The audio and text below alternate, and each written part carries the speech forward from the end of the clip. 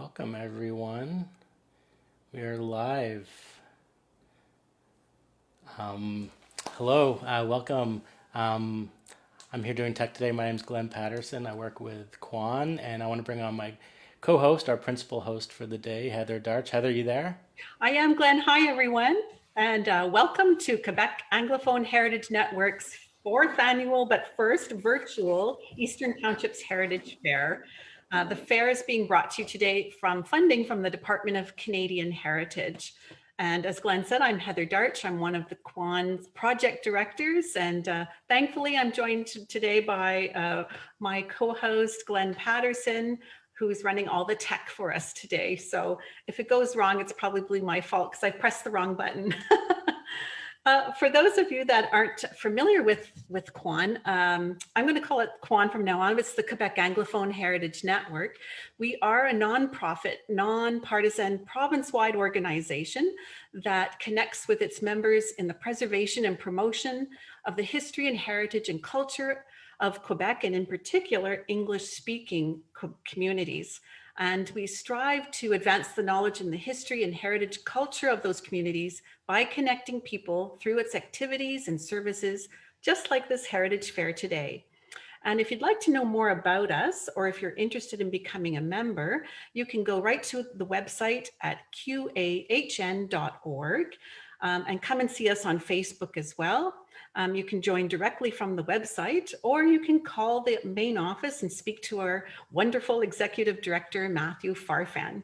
And I must say, the benefits of being a member include the Quebec Heritage News. I just happen to have a copy beside me. This is a quarterly magazine that comes in to members. It's well-researched, well-written, with great images, and it's a super way to connect to the network. And if you're doing your own research, perhaps find a contact in the Quebec Heritage News. I think I'll stop now and ask Glenn if you could explain to everyone how the fair will unfold today. Yes, we're doing this on, it's happening on Zoom, but also Facebook Live. So our audience is on Facebook Live, and we'll have our participants coming from various museums and historical societies throughout the Eastern Townships. They'll be joining us here, and they're going to show us an object of interest from their collection and tell a little story about it. So really excited to hear what they've prepared for us. And we also have some musical guests. I've been running a project since last October, well, a year ago actually, I started, called A Different Tune. It's about musical heritage in Quebec's English-speaking communities. And we're going to have some musical entertainment from both the Eastern and the quote-unquote Western Townships a little bit later. So without further ado, I would like to bring on our first guest. You can maybe want to introduce her a bit, Heather. Okay, so we're going to be crisscrossing across the townships today with our show and tell, and we're going to go to the Richmond County Historical Society and meet Bev Tabor-Smith. Hi, Bev, what do you have for us today? Hi, Heather. Hi, everybody. I've been involved with the Richmond County Historical Society in the Eastern Townships for many years. I'm a past president, and I've done the publicity for many years. We have a museum in Melbourne, which holds our artifacts and archives for the area. The artifact I'm showing today is a framed account of the history of the $2 bill, which was in circulation from 1954 to 1975. The image on the bill is one taken by a government photographer of the landscape quite near our current museum, and what was then called Upper Melbourne. Frederick Simpson Coburn, the renowned artist of the early 20th century, lived in Melbourne, and he had been asked to suggest a site to the government photographer. And he'd been asked because he painted extensively in the area. The Bank of Canada, when choosing the photos for this series of banknotes, used criteria of rural rather than urban, little evidence of economic or human activity, and lesser known scenes. Landmarks shown on this bill include the St. Andrew's Presbyterian Church, 2 houses, a blacksmith shop, a towering elm tree, and farms along the St. Francis River. The scene on the former $2 bill gained notoriety when Highway 55 was in the planning stage and threatened to go through this landscape. Richmond and Melbourne residents protested this move, and eventually the area was not disturbed. There was a misconception that became popular a few years ago. It was that the $2 Canadian bill, the bills were more valuable than $2. The only ones that were more valuable were some with the signatures of the wrong officials on them. The information that I've given today is one of many documents, newspapers, photos, maps, family histories, and a lot of railway history that we have housed in our museum. And we do hope that in the near future, we'll be able to open to the public again. Thank you. Thanks, Bev. That's really interesting. Thank you. I have a question. When you look at the scene today, can you still see the same buildings and is the elm tree still there and that sort of thing? No. The location is on Cemetery Road in Melbourne. Oh, okay. So you can travel along the road, yeah. Of course, the church is still there. Okay. Oh, yeah. Well, thank you. I don't know if there are any other questions at the moment. I don't believe so. It doesn't seem so. So thank you so much, Bev, for taking the time to prepare this today. And I'd love to get there in person and see that $2 bill myself. Of course, I grew up in the 80s and 90s, so I knew a different $2 bill. Exactly. Yes. I forget who. All right. Take care. Thank you, Bev. Well, we're going to hop over now to Knowlton, Quebec, to the Brome County Historical Society and Museum, where we'll meet Jeremy Reeves, the curator of the museum. Hello, Jeremy. I think Jeremy's just connecting to the audio here. Just bear with us. Let me... Hey, can you hear me? We can, and I'll send you a message to start your video there. Perfect. You got it. Welcome. Are you using a phone there, Jeremy? Yeah. Can you tilt it horizontally? I think it does. There you go. Yeah, good. Okay. Perfect. So welcome. Thanks. So maybe tell us a bit about maybe a few words about the Brome County Historical Society, and then tell us about the object you prepared today. Yeah. So the Brome County Historical Society, we've been operating a museum since 1903. So we're definitely one of the veterans of the Eastern Townships, and much like the Richmond Historical Society, we're both an accredited museum and an accredited archive. So we have extensive objects. I'm the curator, so today I'll be focusing on the object side of things. But yeah. Great. And what do you have for us today, Jeremy? Yeah, so today for my little show and tell, I thought I would bring an object that is both local and national history, and it's actually one of my favorite objects in the entire collection. So it's Philip Sidney Fisher's Order of Canada medallion. So just a little bit of background about Philip Sidney Fisher. So Fisher was born in Montreal to a wealthy Anglophone family in 1896. And he began attending McGill Law School until 1915, when he dropped out to enlist in the Royal Naval Air Service and basically go be a pilot during the First World War. So after training in upstate New York, he was deployed to the Western Front, where he flew bombing and reconnaissance missions until 1917, when he got wounded in a dogfight when a bullet pierced his left leg and ended his military service and left him with a limp for the rest of his life. So after the war, Philip Sidney Fisher got involved in the newspaper publishing industry, which was an industry that he would remain involved in until the rest of his life. But more importantly for us here in Brome County and in Knowlton, Fisher became hugely involved in local community life.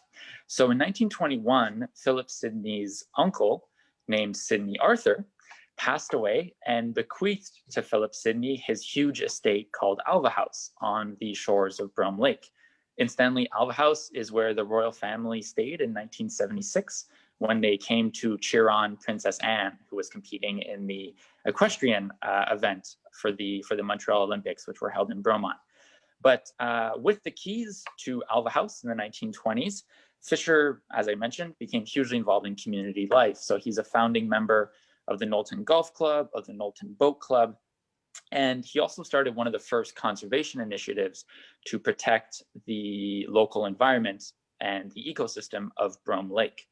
His philanthropic spirit really shone through during the Second World War, when he funded and administered grants for dependents of Canadian servicemen who had gone overseas. So not being able to serve himself, he decided to financially support those whose loved ones were fighting overseas.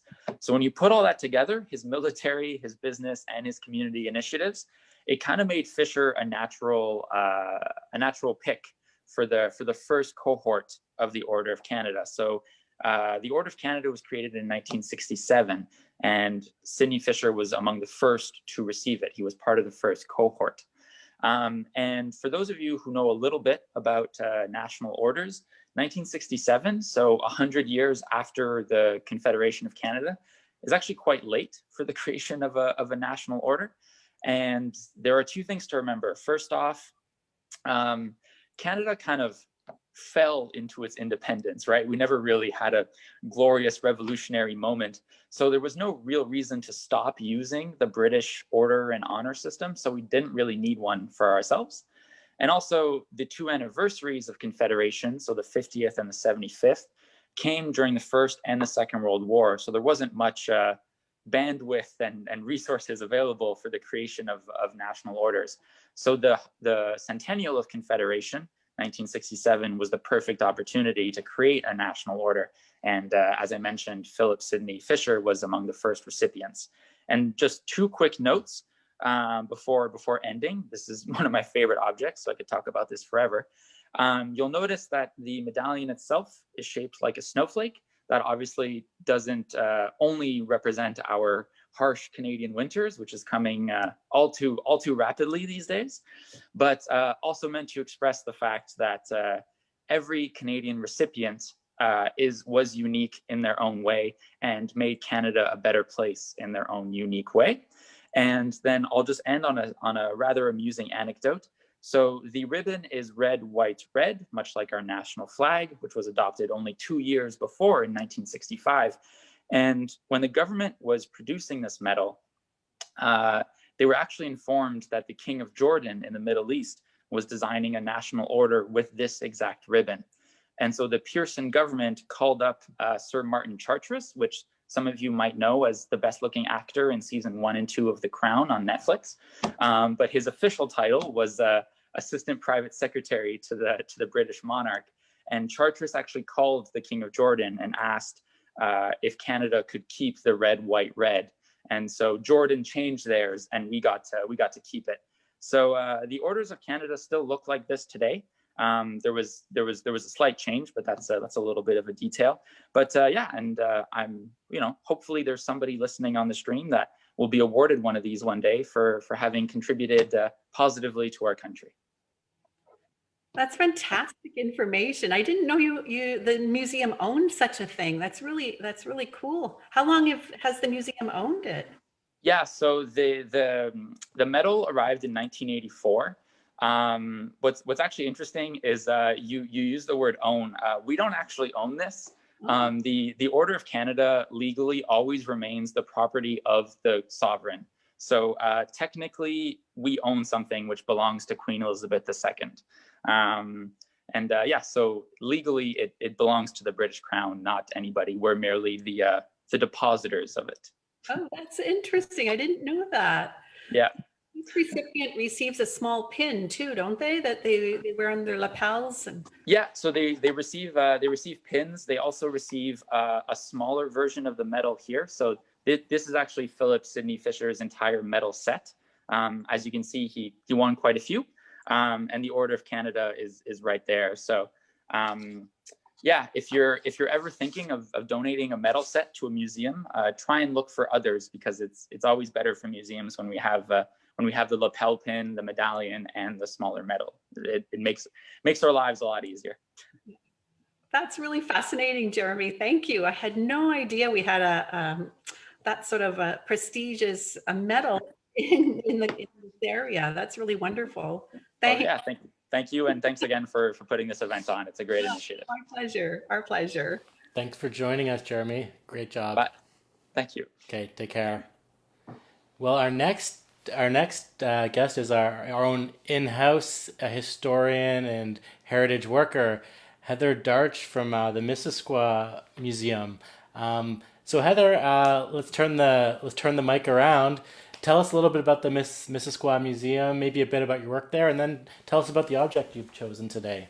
Right. Well, the Missisquoi Museum is located in Stanbridge, East Quebec. We're at the western end of the Eastern Townships, and it's been a museum since 1964. And the collection mostly focuses on Loyalist history and the ancestors of those Loyalists up until around World War II.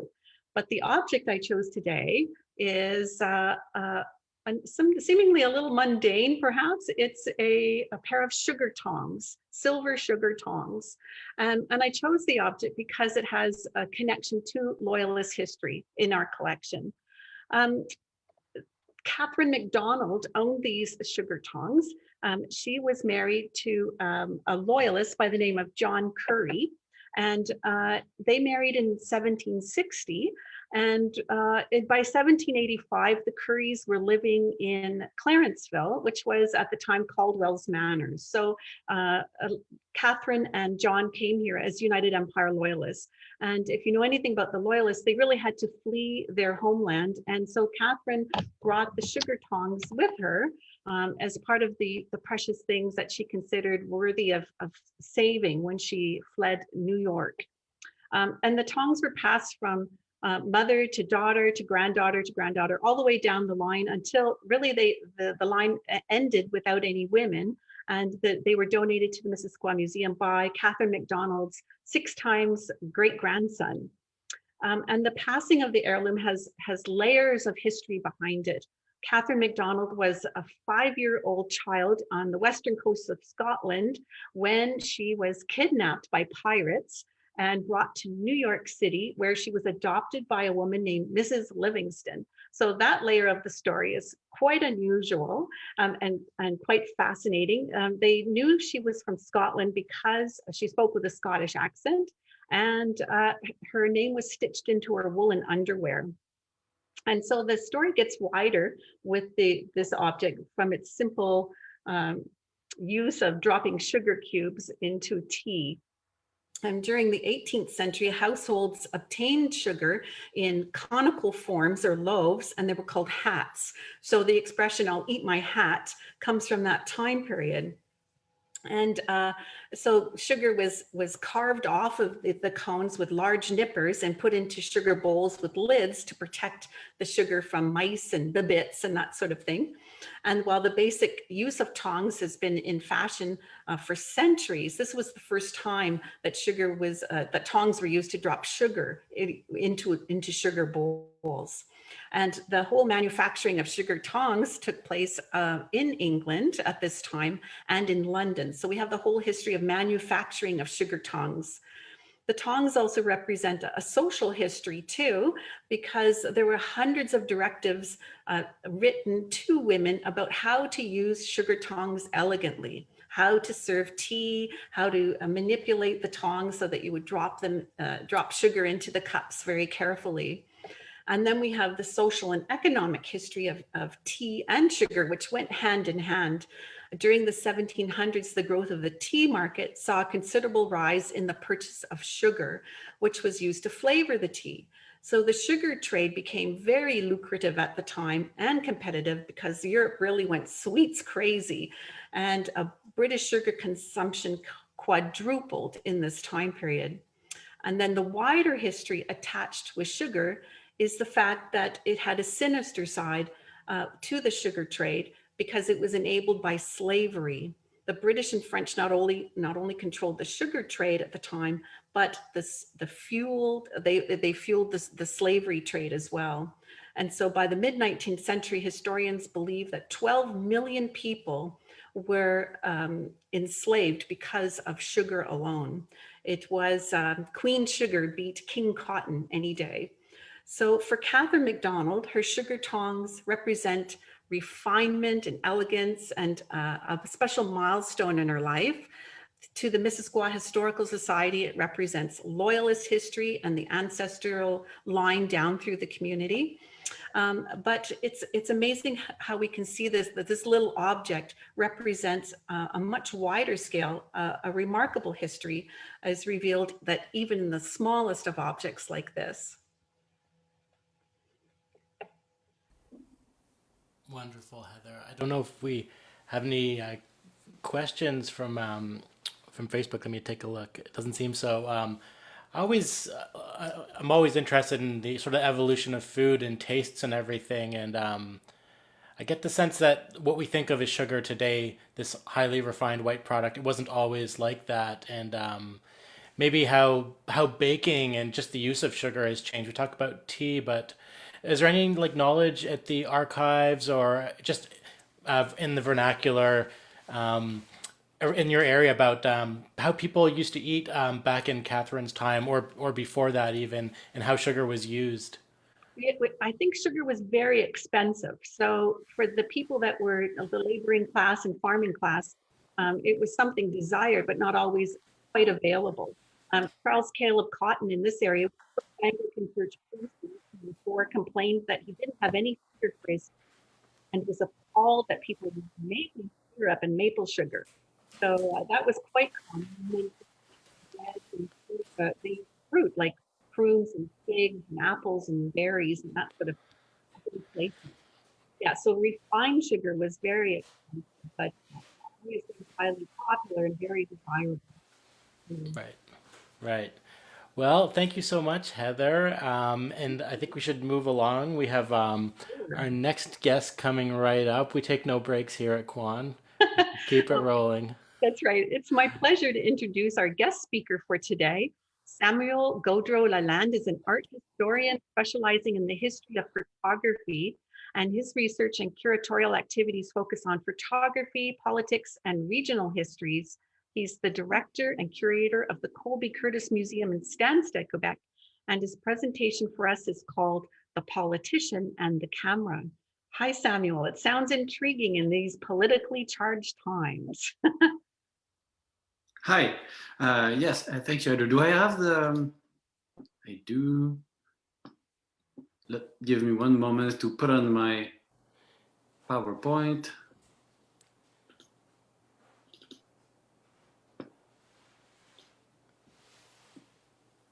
All right, so what I'll be talking about today is a very briefly, a general history of how did politicians use photography for political purposes.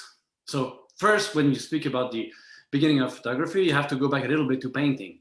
And so official representations have been used for as long as early as the Renaissance, when portraits began to be made widely available. Now here you can see Hyacinthe Rigaud's famous portrait of Louis XIV, or even history paintings were made to have an effect on contemporary political events, such as the painting by Gros with Bonaparte visiting the Pestiféré to sort of rewrite the history of how that event actually happened. And the rise of portraiture allowed the rise of portrait conventions and the beginning of a visual language. I'm showing the painting by Pompeo Bettoni, a famous Italian painter from the 18th century, and he was very much favored by the English tourists, the young aristocrats who will go and do their grand tour. And what you can see in that portrait is a chair, draperies, and then the figure at the center, with a few architectural elements which very much look like props, and that's what they were. They were studio props. to be used in different types of painting. And if you look on the right at these at 19th century portraits, you can see that they are using exactly the same elements, the same props, the same draperies. So this is a convention that was born in painting and then transferred to photography. Now, if we talk about the political uses of photography, I'm showing you here on the right, you can see a photograph from Millard Fillmore, a defeated candidate at the 1856 American election. I haven't investigated the early occurrences so much. That's the earliest one I could find with a rather quick research, and you can see that it's this same painted photographic portrait that was used as the basis of the etching, which was used to print and make these little pamphlets that would be distributed. This has to be understood, though, in the context of mid-19th century American elections, where it was frowned upon to actually campaign and go and make yourself popular by making a lot of speeches and then sort of selling yourself. So this was very much frowned upon. In terms of photographic technologies, the possibility for mass reproduction was always in the mind of the people who first devised the medium, but it was not readily possible with the medium of photography. It's really in the middle of the 19th century with the carte de visite that mass production of photography and the possibility to buy and share and exchange representations, not only for the richest, but also for the middle class, became really widely available. And with cabinet cards and other formats that slightly larger formats that emerged in the second half of the 19th century, there begins a new trend, that of people collecting portraits of celebrities, to actually own images of celebrities. So we can say in a certain way, it's a very early birth of a popular mass culture.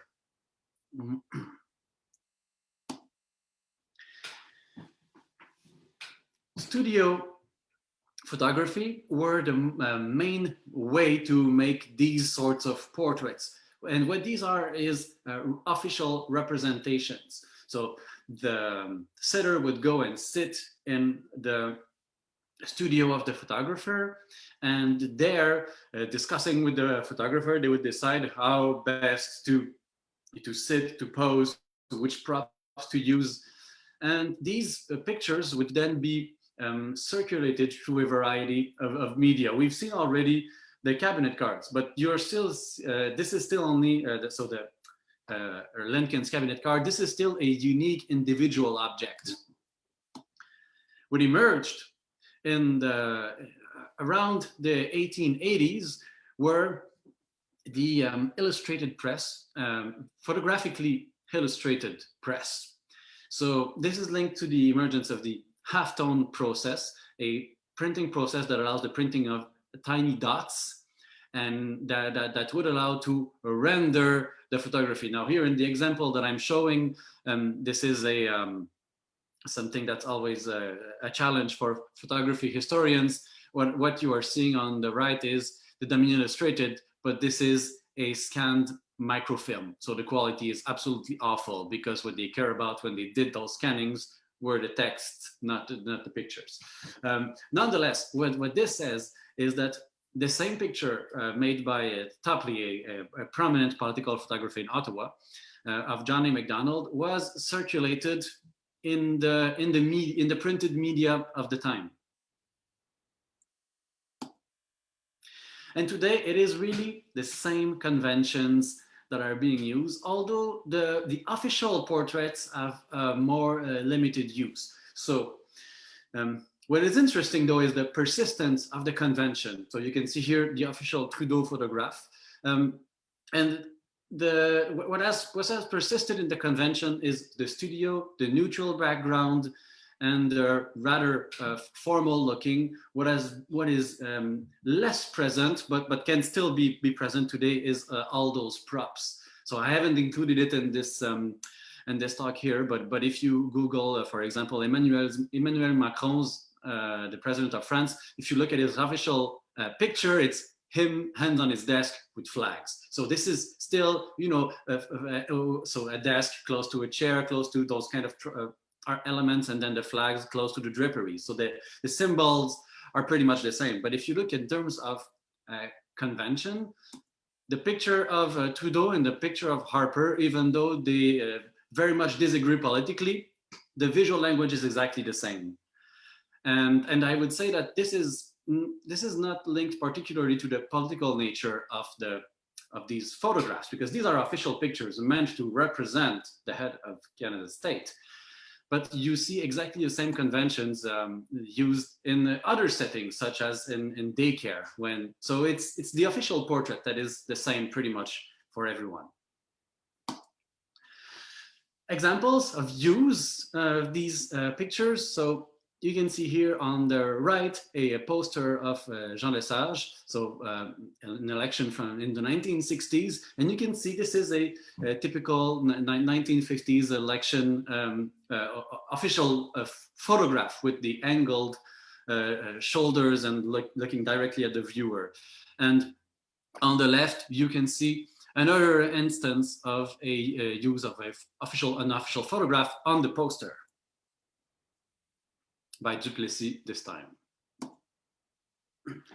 And the most common use is where we see the most these pictures are on election signs. And it was quite striking for me in the 2015 election that the Conservative Party decided to completely let go of the pictures of candidates in a lot of their electoral signs, which is something really unusual. Photographs are normally a important part of these signs.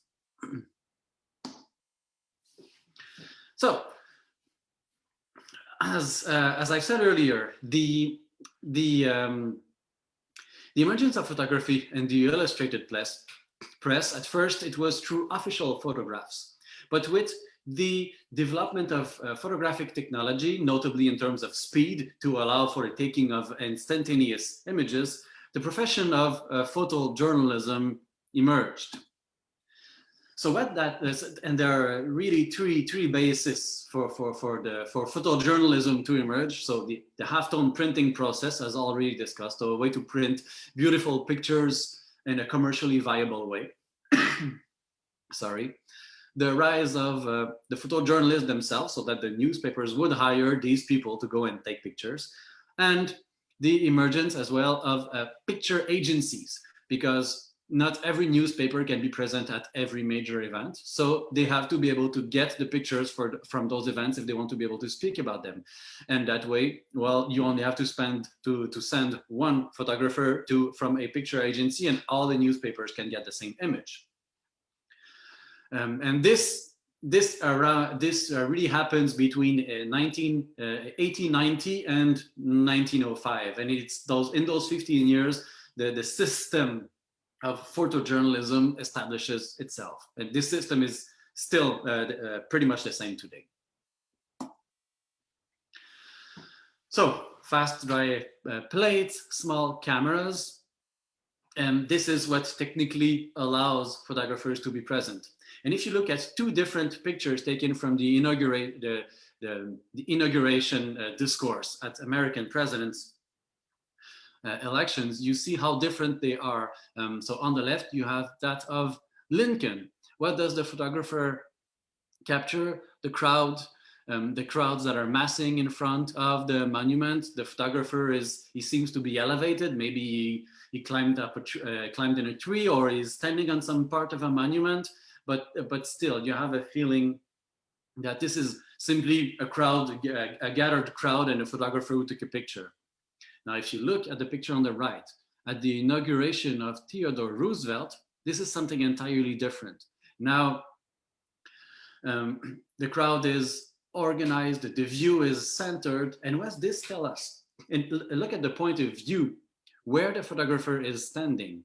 if you know that area in Washington, you will know that there is no tall elevated structure looking at that monument, whose name just escapes me now. But there is no permanent tall elevated structure. So this means that in order to get that photo, the organizers of the inauguration event, they built a large scaffolding structure in order to allow photographers to take that sort of view, which is much more impressive than that was taken at Lincoln's inauguration. So you see all the building was decorated with props. There are people everywhere. People are organized. There are banners and flags. So what this allows is a permanent coverage of all political events. Now everything becomes visual. And very early on, in 1907, the first technologies for wire transmission are invented. So it's possible in the same day for an event to happen in California and a newspaper to print it for the evening edition in New York. So there is it is that quick very early on. What happens too with the possibility of fast and small cameras is they enable the taking of pictures in settings that were not intended to be for picture making. So this is an example. You see Bismarck on his deathbed, two photographers. They literally entered in Bismarck's house as burglars through the window, took the picture. They were afterwards sentenced to time in jail for invading the privacy of Bismarck as he was on his deathbed. But Bismarck, the old German chancellor. So this led politicians to be aware that images could take in at any time. And this led to the staging of events, what are called photo operations or photo ops. Now, these are two examples coming from the League of Nations. And you see that the politicians are having the discussions inside, and then they go out and they sit there for the photographers to take their pictures in order to illustrate the event as it will be discussed in the newspapers. What happened is that some people who were aware of those codes tried to put them to their advantage. So the most famous example is that of German photographer Erich Salomon, who grew up in the high classes, and what he would do is he would simply dress up in very fine garments and then sort of tag along a group entering those conferences at the League of Nations, and then he would be there with his camera taking pictures of politicians during the discussions without them noting. After a while, of course, with the publication of these photos in the newspapers, Salomon himself became some sort of celebrity, and you can see on the picture on the right that he began to be recognized, and people view it as a sort of game to have this photographer among themselves.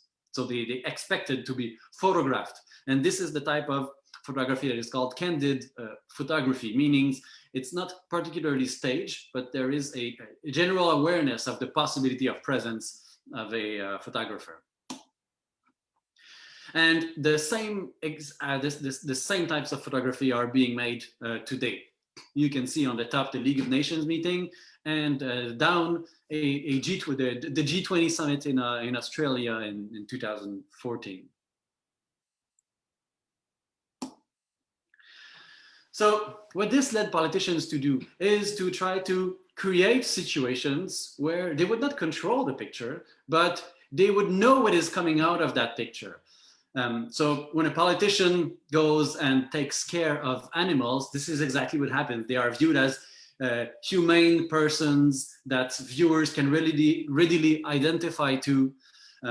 So you can see Stephen Harper, who is famous for his love of cats. And here, Vladimir Putin feeding a baby deer, Justin Trudeau with baby pandas. And on the top, you see Adolf Hitler in 1933, petting various kinds of animals. So it's not a question of where politicians are located, what are the specific politics that they are advocating. The key here is really the representation of the politician as a human person. And in the 2014 G20 summits, Tony Abbott, that you can see on the lower left picture, brought koalas for everyone's enjoyment. Even someone as serious as our former Prime Minister Stephen Harper really looks delighted to hold a koala in his hands. And so that concludes this short overview of the uses of political photography. That's fantastic, Samuel. I have a quick question. Did you ever notice a difference with female politicians? They do the same kind of posing and, with props or sort of thing? Maybe it's more in the 20th century they would have appeared, but have you noticed that? I know you had a lot of male politicians. I just wondered. It's from I haven't this talk was cut and I took out some pictures, but if you think about the picture of Justin Trudeau with the pandas, he was at that event with Kathleen Wynne, and she has exactly the same the same happy smile on her face.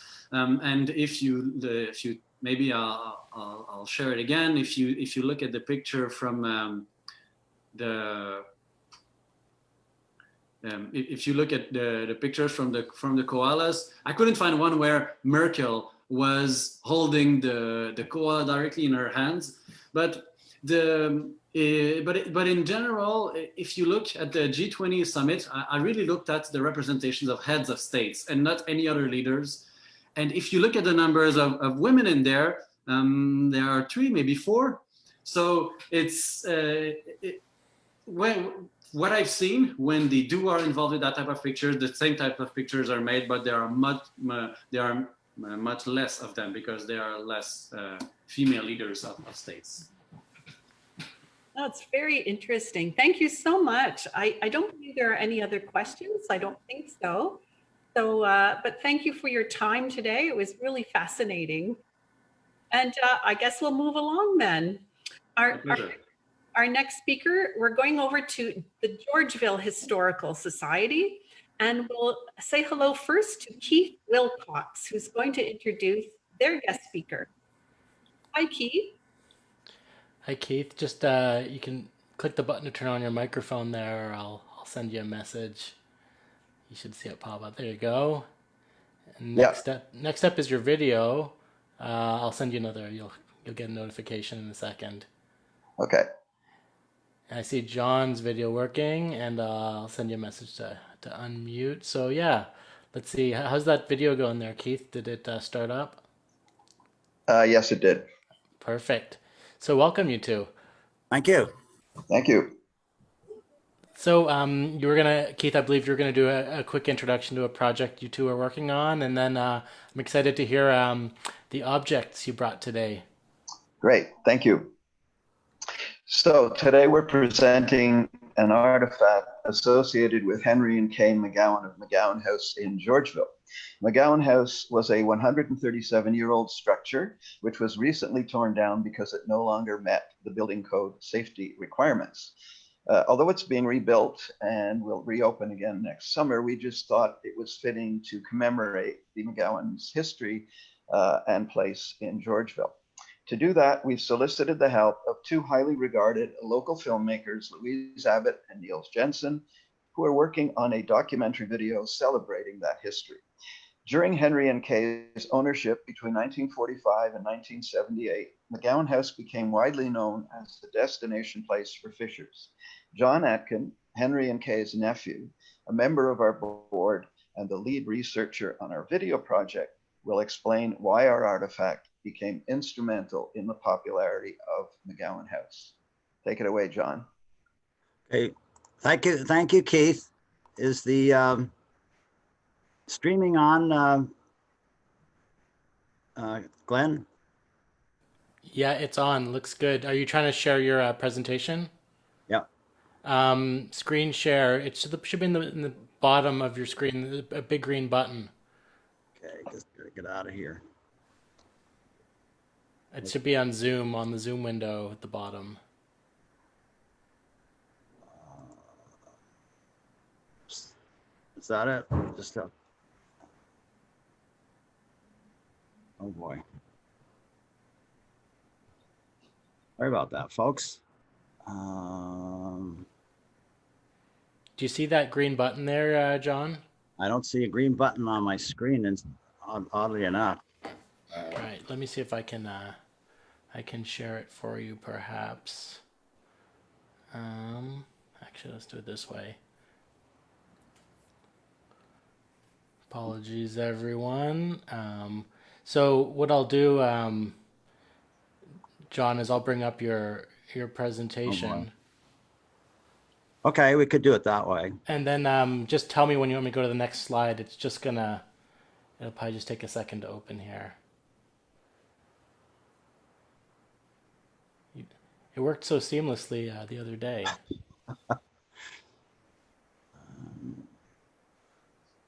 I'm not sure what the problem is. Oops. There it is. I have it now, I think. Okay. Here, let me stop my sharing, and you can try yours. Well, I clicked on something called share in the PowerPoint slide window. I don't know if that will do it or not. I guess not. No. Okay, let me just do mine again here. Okay, I'll open up PowerPoint.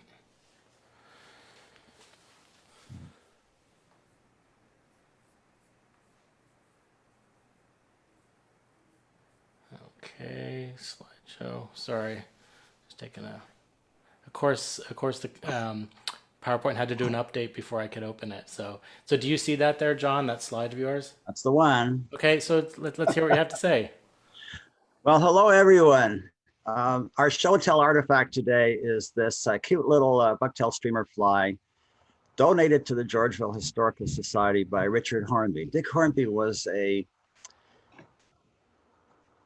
fishing guide with Henry McGowan at McGowan House in the late 1940s, early 1950s.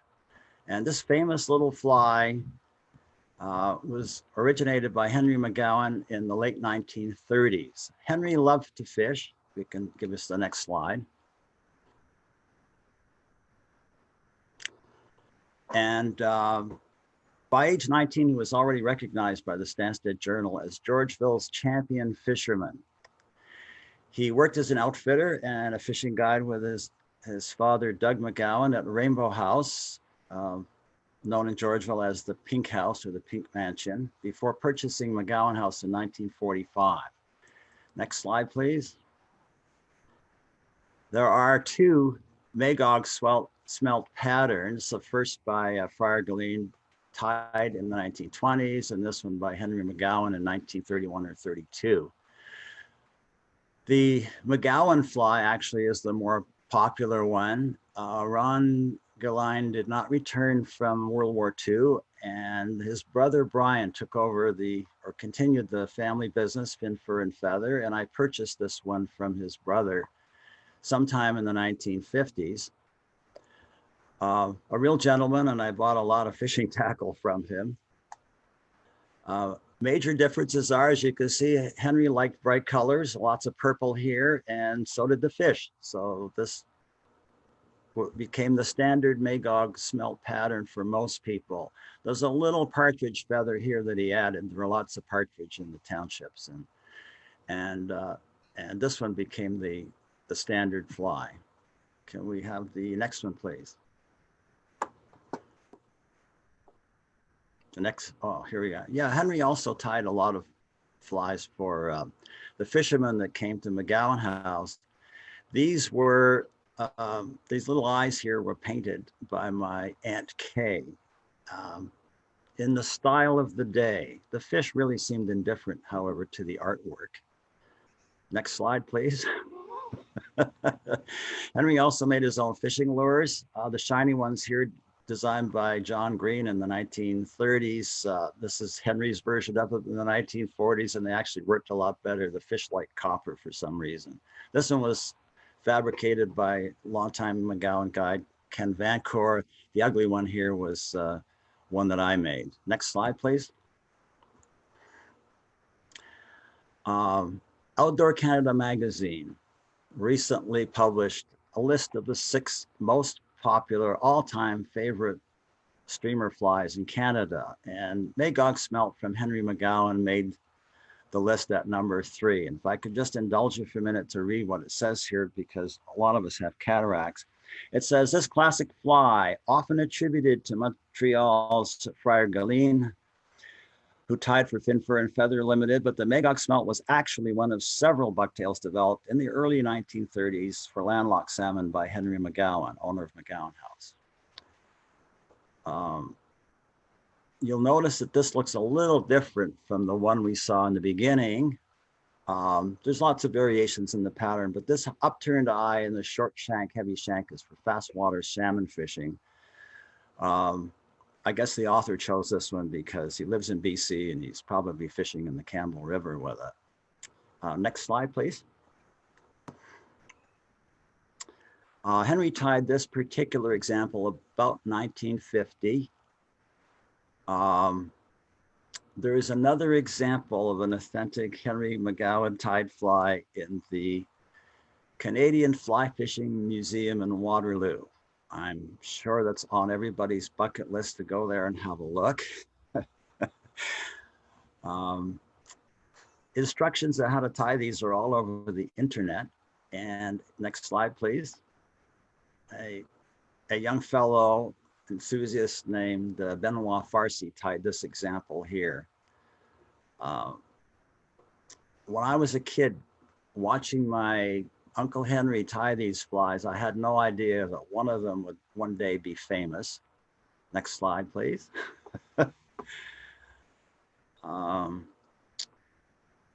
Next slide, please. Henry is no longer with us. He died in 1972. Gone but not forgotten. Next slide. The fly lives on.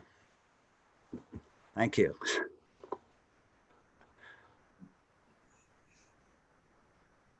That's super information. Fishing is something I know nothing about, but I do know that right across the townships, fishing is very important from the earliest settlers right on up and well to the Abenaki before. And so this is it's certainly interesting. There's a lot of fishing that goes along in Missisquoi, along the Pike River too, and fly fishing. And I'm sure every community can claim that they know something about fishing, but not every community can say that they have one of the most famous flies in Canada. That's really interesting, John. And thank you for sharing that with us. Well, thank you for indulging us. Thank you, John. That was You guys great. are welcome. Hi, Keith. Take Don't know care. why I couldn't stream it, but hey. It's okay. We got it sorted out. And thanks for sending I appreciate backup your copy. technical skills there, Glenn. You're welcome, John. Okay, have a great afternoon, you two. Thanks for joining us. Thank you. Thank you. Bye. You too. Okay, bye. So we're gonna bring on some musical guests now. We're gonna go to the so-called Western Townships. I'm gonna let John in here. I'm actually gonna bring in the musical guest after him, James Allan from Kinnear's Mills, because he just loves fiddle music. So I'm gonna let him in too. He just wants to listen. But anyways, welcome, John. I'm just gonna send you a message there. You'll probably see a message to unmute in a second.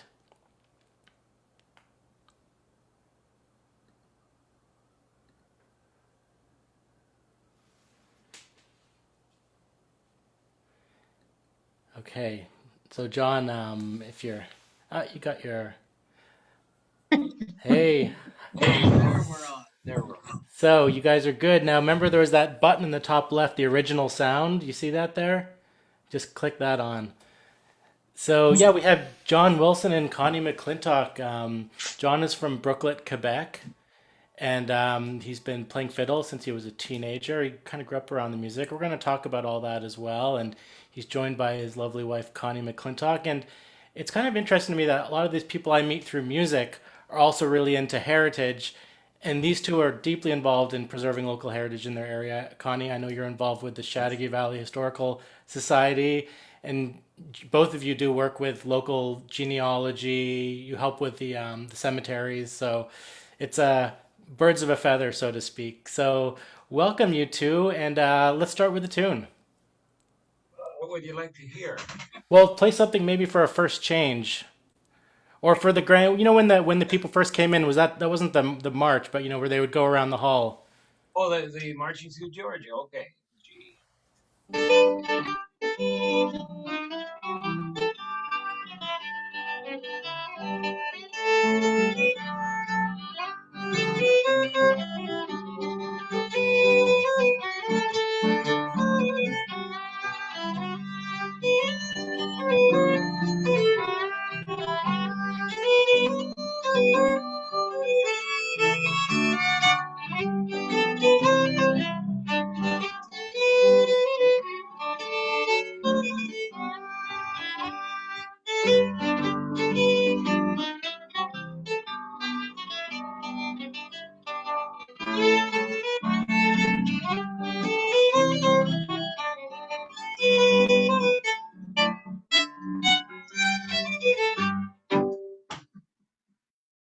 Lovely stuff, you guys. Hey, John, could you just check that button on the top left there?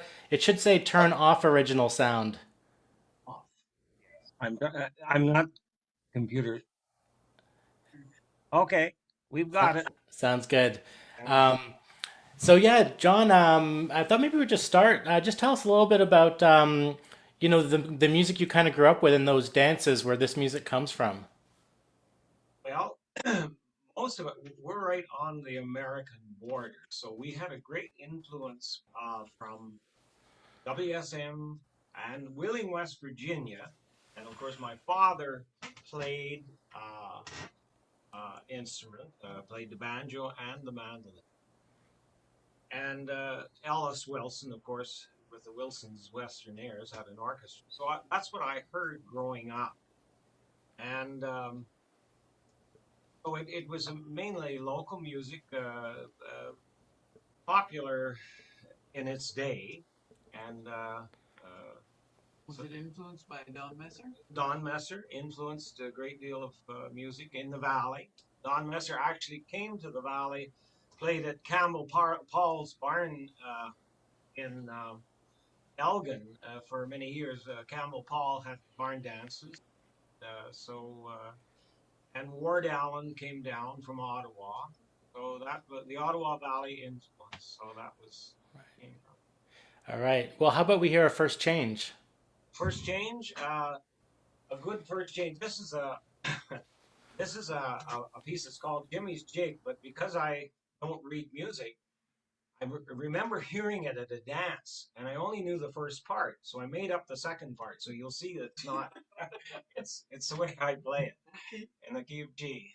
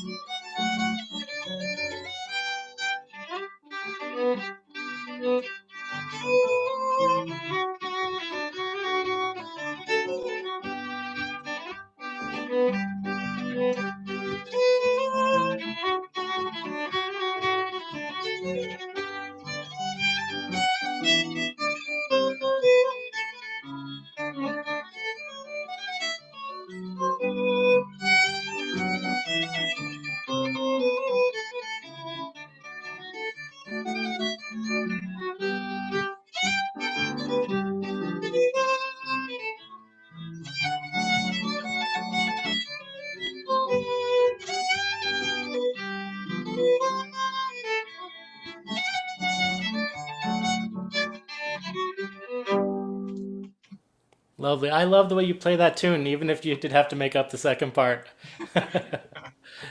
Maybe it's even a better second part. I don't know. Yeah, I like it.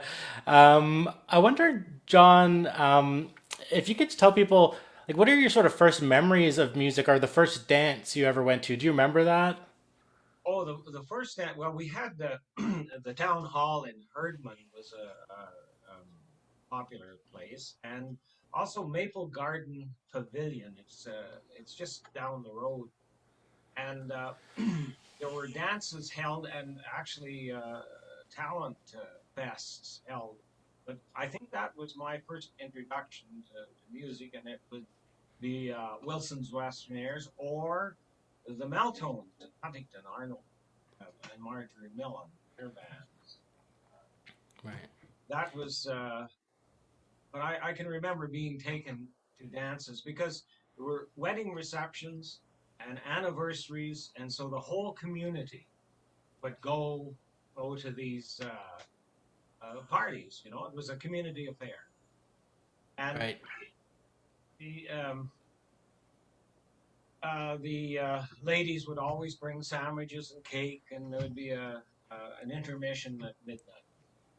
Very good. And I want everyone to know, just so they can appreciate, John was a dairy farmer for I don't know how many years, but you played dances while you were dairy farming, right?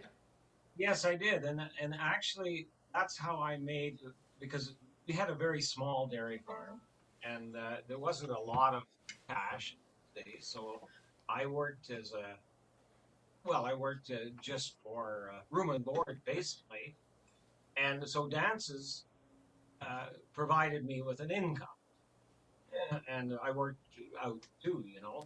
But it was pretty hard sometimes because everything was done by hand. We had to clean the stables by hand, fork the corn down, feed the cows, and then we had a barn across the road that we had to water the cattle, peel all the manure out, and you wouldn't get home from a dance till sometimes 3 o'clock, and sometimes I wouldn't even go to bed. I just do the chores, and but Yeah. that was typical. Everybody, you know, And he was much younger. I was young. Now, and you came onto this. You kind of came onto this music a bit at the tail end, if I'm correct, right, John? That's right. That's So, right. It was phasing out because years ago, when especially in a case of a wedding anniversary or a wedding reception, more would get married, and then 2 weeks after the community would hold a dance. This was very typical in this area. So that by the 70s, that was phasing out. You know, wedding receptions were held the day of the wedding, and people didn't want to square dance as much, and it kind of lost its appeal, I guess. right. So when I first started the first dance I played was 1969, I guess, and actually that was at a wedding reception, but they wanted square dance. There were still a few that did want to. Right. Well, of course, you had to learn other music. I know you've been a big fan of classic country music and Hank Williams in particular. I'm wondering maybe you could pick a piece from that side of your music. Um, I think we could. Sorry to put you on the spot, but I love the way you play those Well, old country actually, songs. we did a Bob Wills just we ran through it, so we'll do that roly poly, the key of G.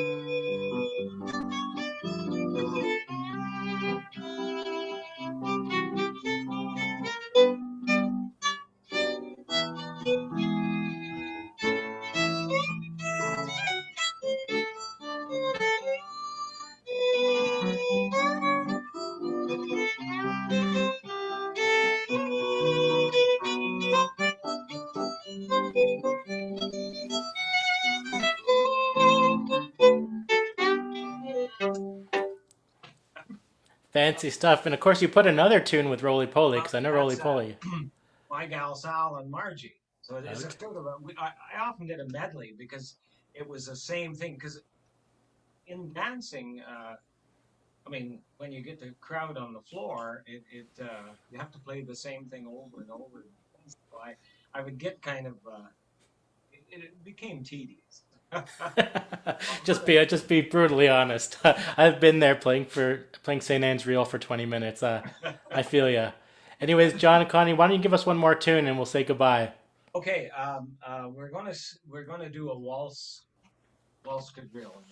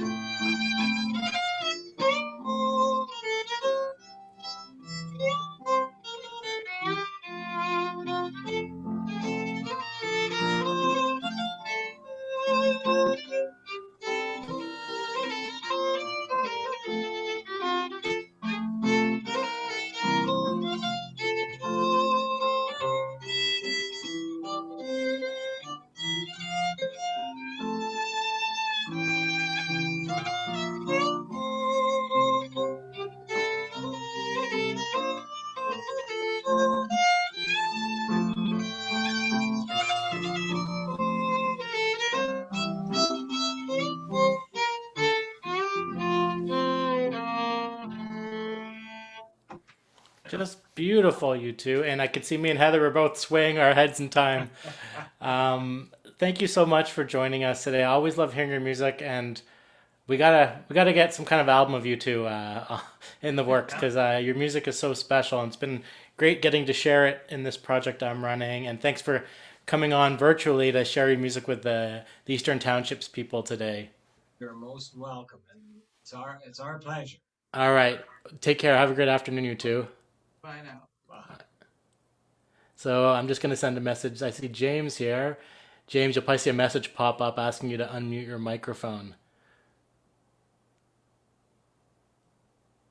I'm not sure if Josiane is there. She could give you a hand.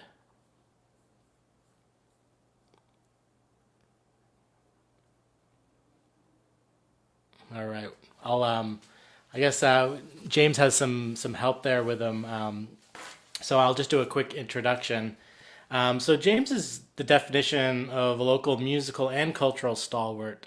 For decades, he's been giving back to the region around Kinnear's Mills, and in various ways, perhaps most notably by enriching its local music and social dance milieu. So when my project was first getting started in November 2019, James braved the first massive snowstorm of the season to drive 70 kilometers into Quebec City to meet me and some other regional cultural stakeholders at the Morin Center. I'd heard about James from various aficionados of traditional music in the province for years as kind of an anomaly, someone who could walk into a hall of French-speaking dancers in central Quebec, play piano and call dances in English all night, and guarantee that everyone would have a good time, regardless of language, age, or experience. And so I was really looking forward to getting to work with James in this project this spring and summer, maybe to put on an event in Kinnear's Mills or do a few interviews with him and other local community members. But we all know what happened in March. So that's why I'm so glad to have him here today. And also, like John and Connie, he's involved in local heritage. He's involved with Heritage Kinnear's Mills. And I'd also be remiss if I didn't mention that James was awarded the 2017 Scotsman of the Year by the St. Andrew's Society in Montreal. So James, welcome. How are you doing today? Very well. Thank you. How are you today? Great. So James is coming to us from Kinnear's Mills. And James, I wonder if before we start, we're doing a little interview with James. And I wonder if just before we start, maybe just talk a tiny bit about, I know you do a lot with music, but you do a lot not involved with music. Your work with the municipality, the MCDC, and Heritage Kinnear's Mills. You want to just give us a glimpse of that? Yes, well, Heritage Kinnear's Mills, it's actually, it's a little association, a committee that we set up quite a few years ago, probably 30 or more years ago. And it's more or less tells the story of Kinnear's Mills. There's 4 churches in our little village, in a municipality of about 380 people, roughly. And also it tells the story of the founding families that have came to Kinnear's Mills for many generations here. Right. So we were talking to John, and he's played a lot of dances, and he was doing dairy farming. But what have you done to make your money in Kinnear's Mills over the years, besides music? Well, I haven't really found a way yet to make any money. A lot of pastimes, but anyway. No, well, actually, I was born and brought up on a farm, on a family farm, 7th generation. And I keep some horses and I make maple syrup, but most of the time I'm a carpenter. Right. So, And you've been involved in some projects, I know, restoring buildings in Kinnear's Mills that you then put to use in the community, some of the old schools and other sort of that's community right. buildings. That's right. What are some of those buildings? Exactly. Well, like I said, we have 4 churches in the village of different denominations, and the churches themselves have been declared an historical site. So there's forever upkeep on them, and of course they're all built out of wood, and so it's always wood and paint. And then we have the old, which was originally the first school in Kinnear's Mills. It's not the first school, but it was the one that was built for the first 5 ranges of Kinnear's Mills. It was built in 1923, so that's pretty much an ongoing project. Right. Just restoring it. I mean, it's wood inside, and that's where we have our local dances. Ah, gotcha. So I know that the Kinnear's Mills is up in the northern sort of corner of the townships. For people that don't know that much about the area, can you just give a sense of who the first people who came to settle that area were, and also your family's connection to that area? Yes, well, mainly it was the Scottish and the Irish people that came. My family arrived here around 1829 or so, and then they stayed in Leeds. It was originally in the township of Leeds, and then it became too big, so it was divided into Leeds and into Kinnear's Mills afterwards. And that's it. We've been here 7th. Well, my nephew would be the 8th generation. Right, right. So let's start talking about music and dance. I want to go back to the early years. To tell people when you were born, and then what were your first memories of music and dance in Kinnear's Mills? Well, actually, I don't remember when I didn't go to a dance, because there was always local dances. Like John was speaking a while ago, for wedding receptions and anniversaries, and the 12th of July, and then the Oddfellows organization would have a dance and a Halloween party, and et cetera, right down the line. So in my lifetime, there's always been dances and square dances, and I'm trying the best we have a good clientele that come and dance, and musicians, and we're trying to keep it alive as best we can. And we try to have at least 1 square dance per month the whole year round. Of course, this is the first year that it's not working out so good, but Beautiful. As a rule, that's what we do. Yeah, wonderful. Was your family musical at all? And my immediate family, they enjoyed dancing, and all the generation before, my great grandfather played the fiddle, and I had a great uncle that played the fiddle, and my grandmother, they loved to dance, and so there's music. There's a line of music there from all sides. Right, right. Do you remember how you became interested in music, and then also learning to call dances? How did that come about? Well, when I was young, I remember we'd go to a square dance. There'd probably be, well, I've seen as many as probably 8 or 9 callers, and each one would go and call their particular dance, or the one that they were best known for, the one they enjoyed the most. And I just listened to them, and eventually started to put all the pieces together, and went from that. So You taught yourself how to call dances. pretty much, yes. Wonderful. Do you remember the first night you ever called, the night you called your first dance? At a party, yes. It was actually the 11th of October in 1980, 40 years ago. Okay.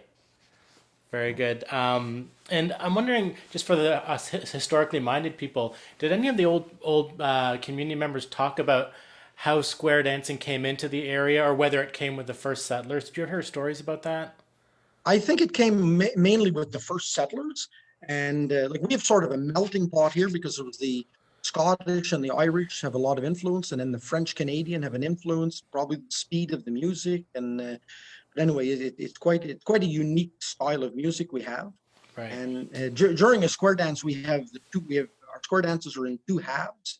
The first part and then the second half, and then mostly we'd have a waltz or a polka or something in between, and then we start all over again. So it's practically, we're known to have square dances the whole night like that. Very good. So, James, I dug up this old video clip from 1973 before you call dances, and I'm going to just put it on the screen here. We'll take a watch and a listen. So, some of you might remember a show that was broadcast, actually also Townships Heritage. It was broadcast out of Sherbrooke, Quebec, called Soirée Canadienne, and this was their 500th episode. And what they would do is they would make it seem like they were going to each little canton, each little township, and filming, but really it was a set in Sherbrooke. So they'd bring all these people from all over the province into Sherbrooke, and they'd stage a dance. But this is the one from Kinnear's Mills. So actually, I only have to make sure. Just 1 second. We'll start this again. Bear with me, everyone. All right. Okay. So I'll. Le premier quadrille que nous vous offrons ce soir a été composé de personnes de Kinnear's Mills dans le comté de Mégantic. Et pour accompagner cette danse, il me fait plaisir de vous présenter les musiciens Lauréat Goulet et Claude Lachance. Vous êtes prêts, messieurs? Allez-y donc, en avant la musique!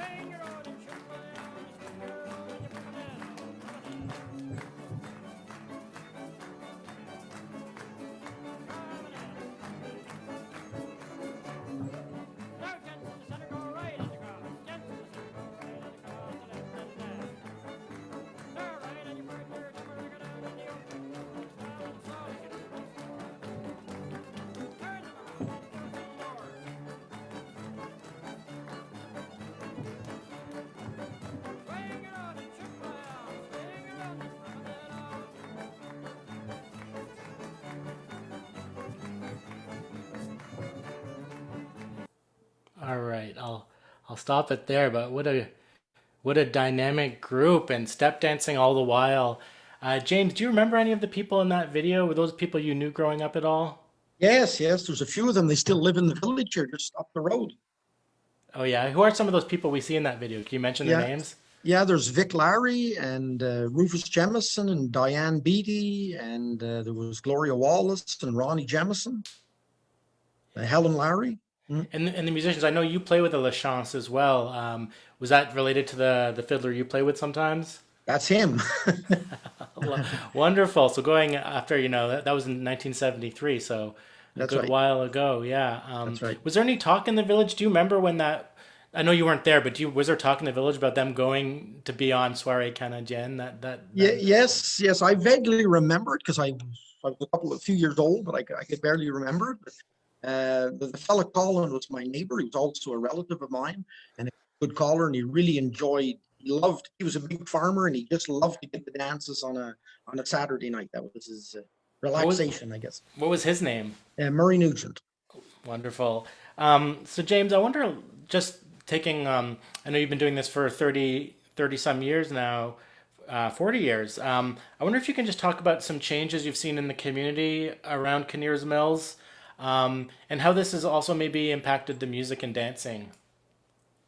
Well, one thing at one point in time, it was like, for instance, if a certain organization had a dance, well, it would be that organization's people who would be there. At one point, it was quite an English community. So that's one big change. Now it's at least half and half, English and French that come. But music and calling is a universal language. So everyone comes for the same reason. They come to enjoy themselves, and they come, and there's no problems. Right.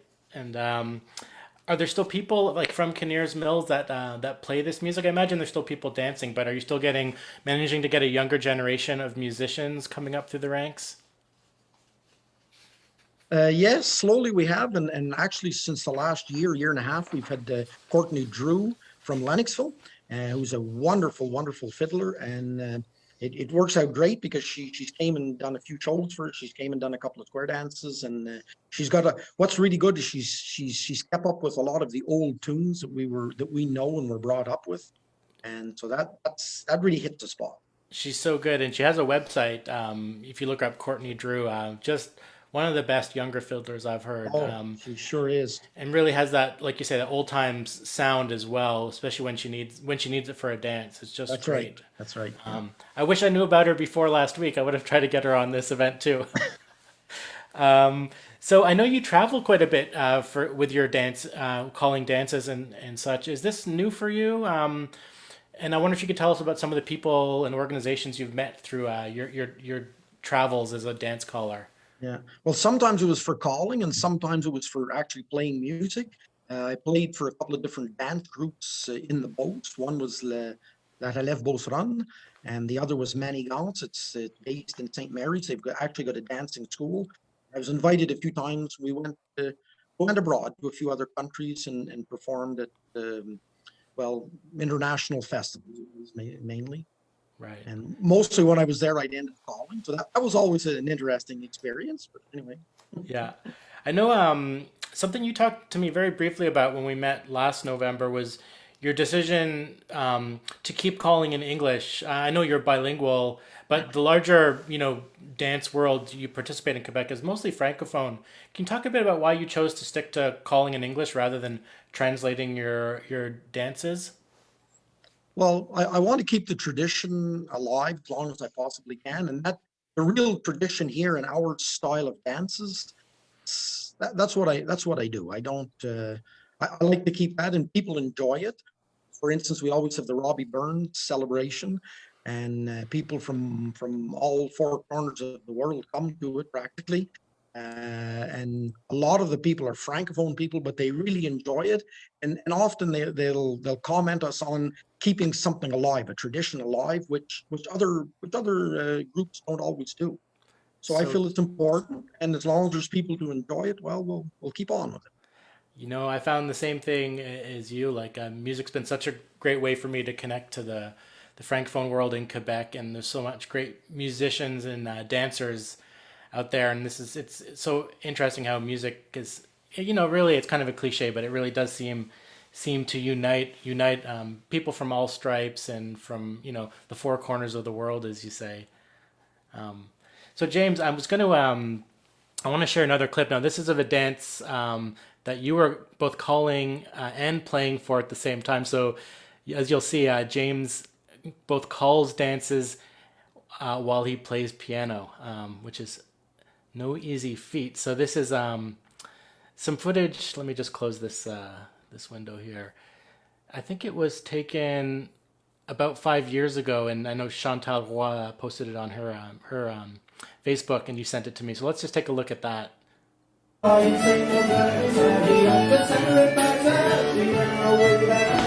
Can you guys hear it? Yeah, okay, yeah, there's as you can hear it.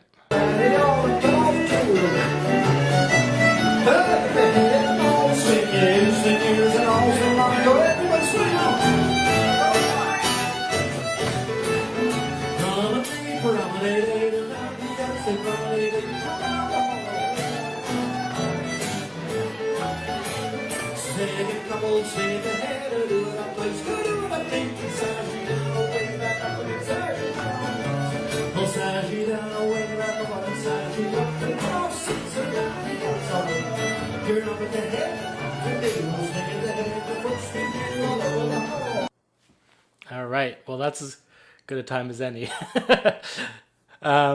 Facebook sometimes has glitches, but anyways, yeah. That just gives you a sense of what James is up to there in Kinnear's Mills. And James, I want to thank you for joining us today. Just as a final kind of question or promotion, I know it didn't happen this year, but can you, just as a way of saying goodbye, can you tell us a little bit about the Celtic Festival you're involved with?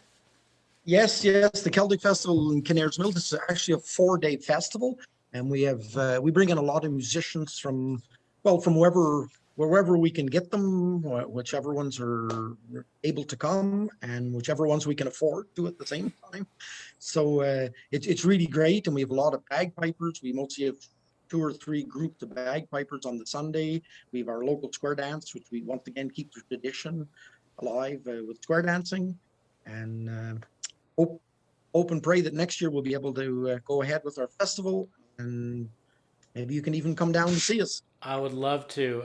It was obviously my hope this year, but yeah, just want to thank you, James, for all the work you do with music and dance, and it's just wonderful to see in this dedication to keeping it going. I think these sort of cultural practices are as big a part of our heritage as anything. So thanks for joining us today, and can't wait to catch up with you in person at some point down the road. Great. All right, have yourself a great afternoon. Thanks a lot. Okay, bye. That was really interesting, eh, Glenn? I know I see square dancing at Townshippers Day when that's on, and it's the music and the tunes and the dancing are really fantastic. So it's great. Thanks for connecting us up with James. That's excellent. So our next trip is over to the Bury Historical Society, where we're going to meet John Mackley. Hi, John. What do you have for us today? I think John's it's going to take him a second to join. Let's see. There's 2 people named John on our Zoom call. Hey, John, welcome. I just sent you a message to unmute. Good. The next step is the video. I'll send you another message. There you go. Welcome, John. John Mackley. Are you there? I am here. Oh, very good. Turn you're using your phone, turn it horizontal. There you go. So tell us a little about the museum you represent, and then what you're going to be showing us today. Well, I'm with the Bury Historical and Heritage Society in Bury, Quebec, in the Haute-Saint-François. And what I will be talking about today is a very special one-of-a-kind map. Now, are you seeing me, or are you seeing? I'm seeing your bay window there. Okay, well, I'm going to go right to the maps. You get to see me later. Sure. Okay, so I'm just going to give you a little background here. In the early 1800s, most of Canada had been colonized, a good portion, and of course things were mapped, but there were a lot of details missing. And so,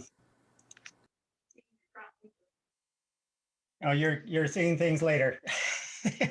Okay, so then in the mid 1800s, a lot more surveying had been done, and as you can see in this this map of the Eastern Townships, the townships had been surveyed and laid out.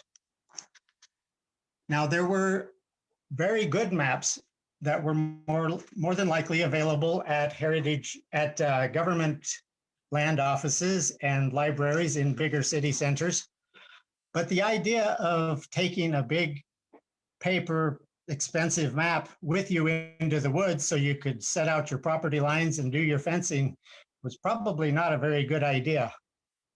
So someone along the line came up with the idea of getting themselves a piece of material, either a piece of linen like a tablecloth or a cotton bed sheet, and then copying the map from something official onto the material so that it could be folded up and taken with them into the woods. That way, if you fell in a mud puddle or into a stream, you just had to dry out your map and you could continue using it. What we have today is one of these fabric maps. This map was drawn in 1881. And I'll zoom in here where you can see. It says this is the plan of the townships of Newport and Bury, Hamden, etc. And I'm not sure if you can actually read it. It says Shoeing International RR. Now the word shoeing is an archaic spelling of showing. It took a fair deal of research to find that out. This map was copied from maps and surveys of R. Ostred PLS Penoyer, hand-drawn by Henry W. Strickling, an engineer and draftsman in Sherbrooke in 1881. It's drawn to scale of 40 chains per inch on linen fabric measuring 32 inches wide and 30 inches high. It has some very interesting features in it. Now, I have added some of these labels because everything here was drawn by hand and some of it is very, very small.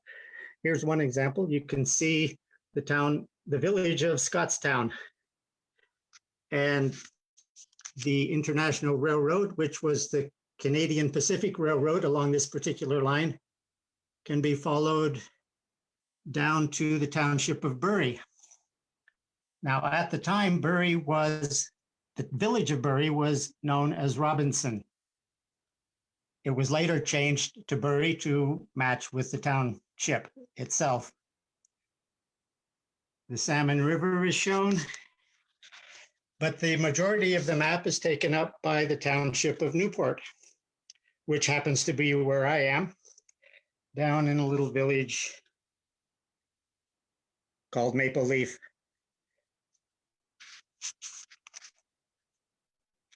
These types of maps are very fragile, and as far as I've been able to determine, they're very rare and not very well known. It's been preserved under glass so that it will stay as well as it possibly can be. As you can see, it has had some wear, and there's quite a bit missing from it. One very interesting fact of this map that makes it historically interesting is that the eastern portion of the map covers the area that was involved in the story of Donald Morrison, otherwise known as the Outlaw of McClintock. A lot of his story takes place in the area between Scottstown and Lac McClintock. So if, does anyone have any questions? Otherwise, I have something else to talk about. Otherwise, we can go on to someone else. It's a fantastic map, John. I've never seen a cloth map before. And you're right, it's very fragile in its conservation for sure. So, but it's really fabulous. I see we do have a comment from Christina. A comment from Beverly. I have a copy of the original map. Oops, I've just lost it.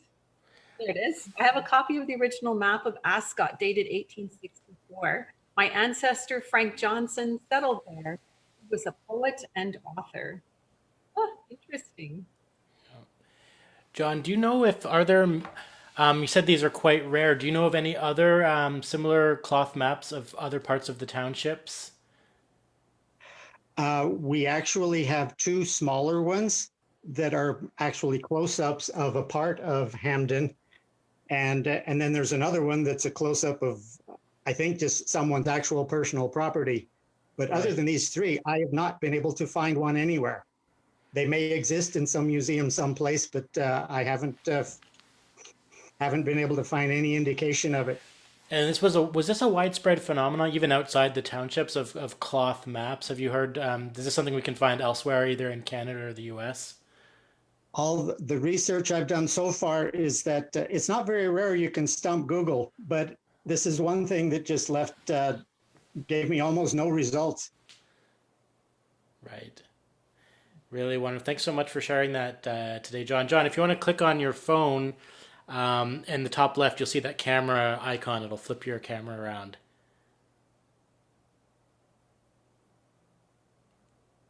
To someone, or if he did it for his own use, I haven't been able to find any information on that either. Right. Well, anyhow, it was a great presentation. So I think we're ready to welcome our next guest, Heather, who we have coming up. Great. Thank you, John. That's super. Thank you very much. So now we're going to say hello to Sharon Moore from the Compton County Historical Museum Society. And one of Sharon's favorite places to be is the Eaton Corner Museum. And I'm sure she has something really interesting for us today. Hi, Sharon. Sharon, just getting her connected. Let's see. You'll get a message there, Sharon, to unmute. I'm there. Okay, now let me get your video going. Just give me a sec here. Okay. Sharon's iPad. All right, did you see that? I think you got it. Perfect. Nice to see you again, Sharon. Welcome. Hi, Glenn. Nice to see you too. So tell us a little bit about the museum you're representing, and then what are you going to talk to us today about? Well, the museum I'm representing is officially known as the Compton County Historical Museum Society, which is a big mouthful. So most people know it as the Eaton Corner Museum, and that's exactly where it's located, in Eaton Corner. It opened in 1959, so it's 61 years now, that this 61st year. So, and what I'd like to mention is all the artifacts, the documents, the books, everything, they've all been donated by families who are from the, I guess you'd call it the historic Compton County, which today people know as the MRC of the Haute Saint Francois. So everything that we have in the museum, nothing was purchased that we have on display. Are we good? Yeah, let's see flip your camera around. Let's see your object there. Okay.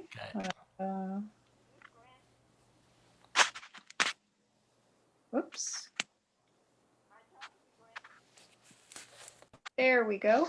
Can you see it okay? Yes.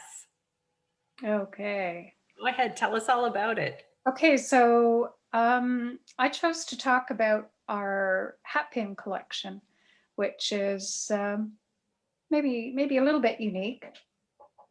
So what I found out about the hat pins, I'll talk about some of them a little bit later. The height of the hat pin era was about 1890 to 1925, and that's when hats stopped using the bonnet strings and started using hat pins to secure the hat to the head. Most everyone was wearing hats and hat pins during this era.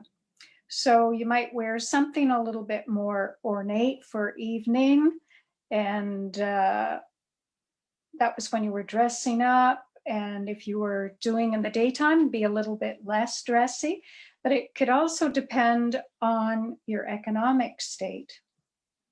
So the basic hat pin was with a white or black bead, and you can see some of the white ones and the black ones in there, I think. Can you? I hope you can.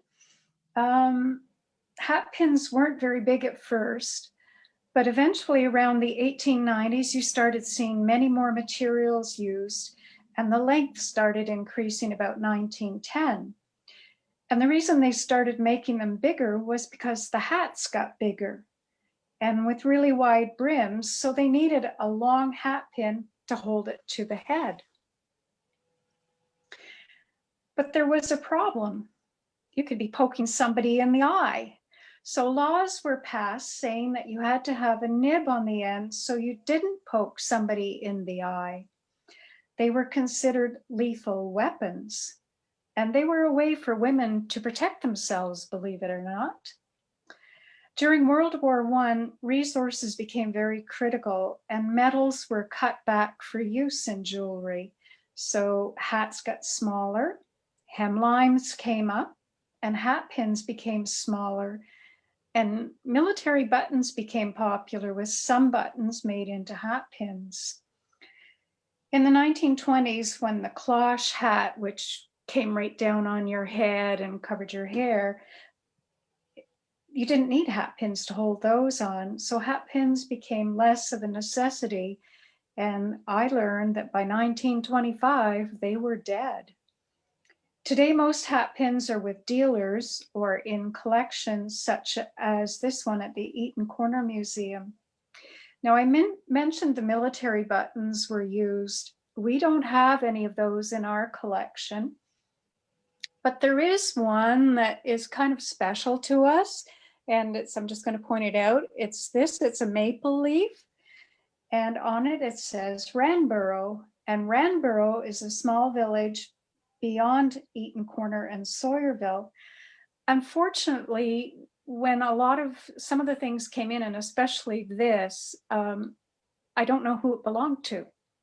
So if there's anybody watching who might know that they're family, that would be really interesting to know.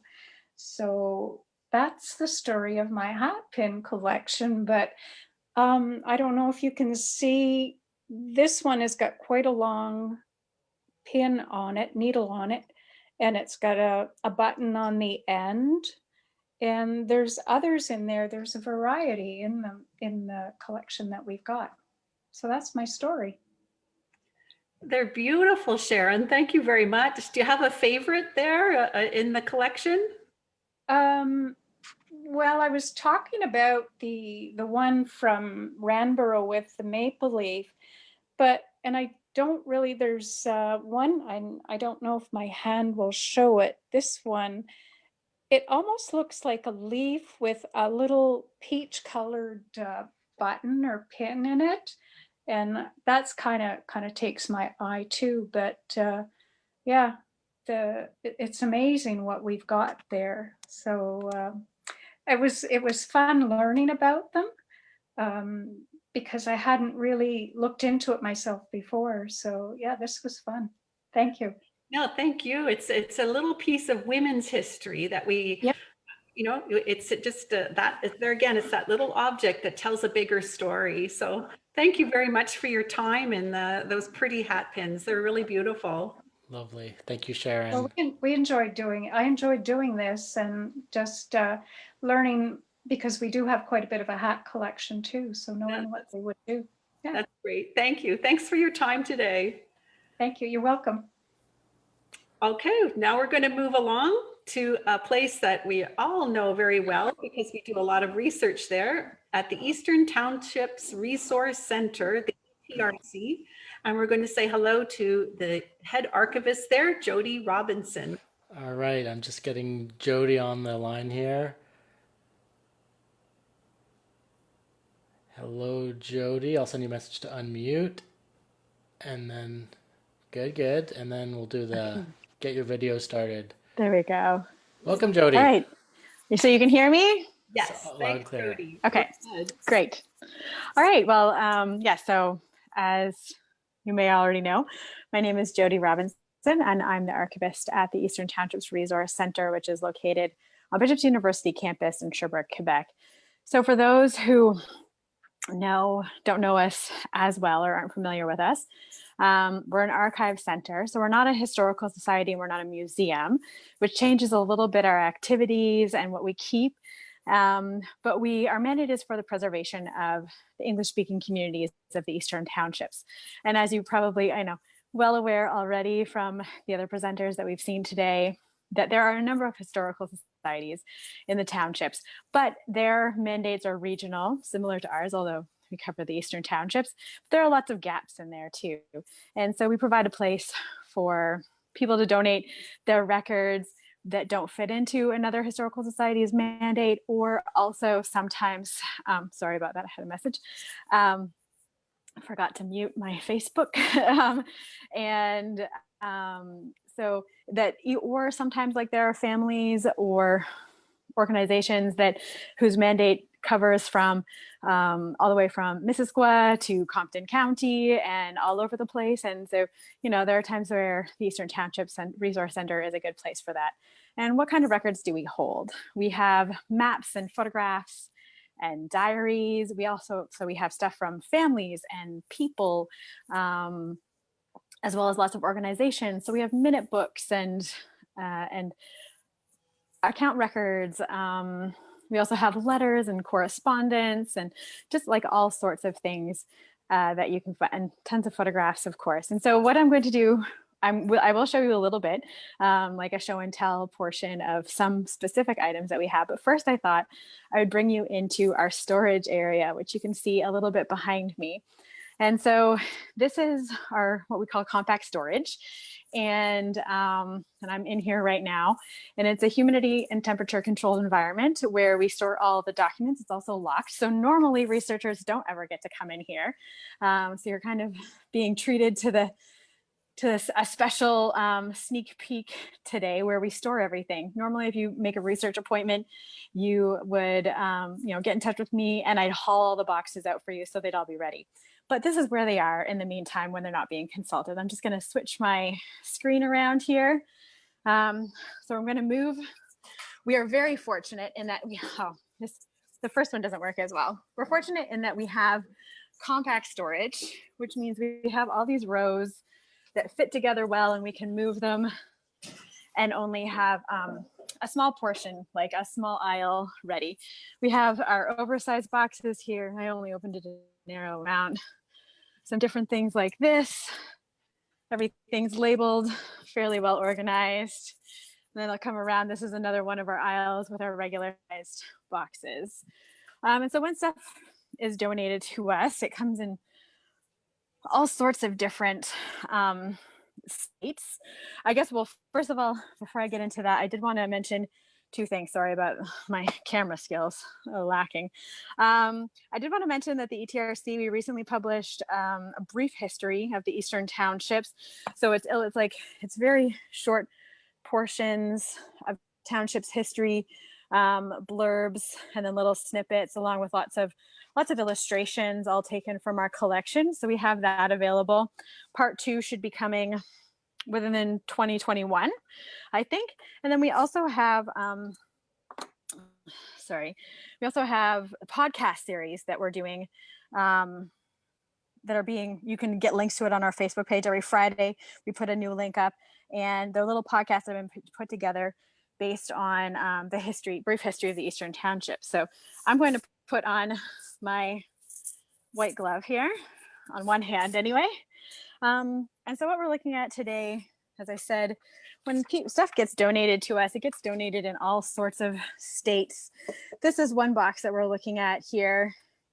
So you see there are some acid-free file folders. It's in like this other storage box.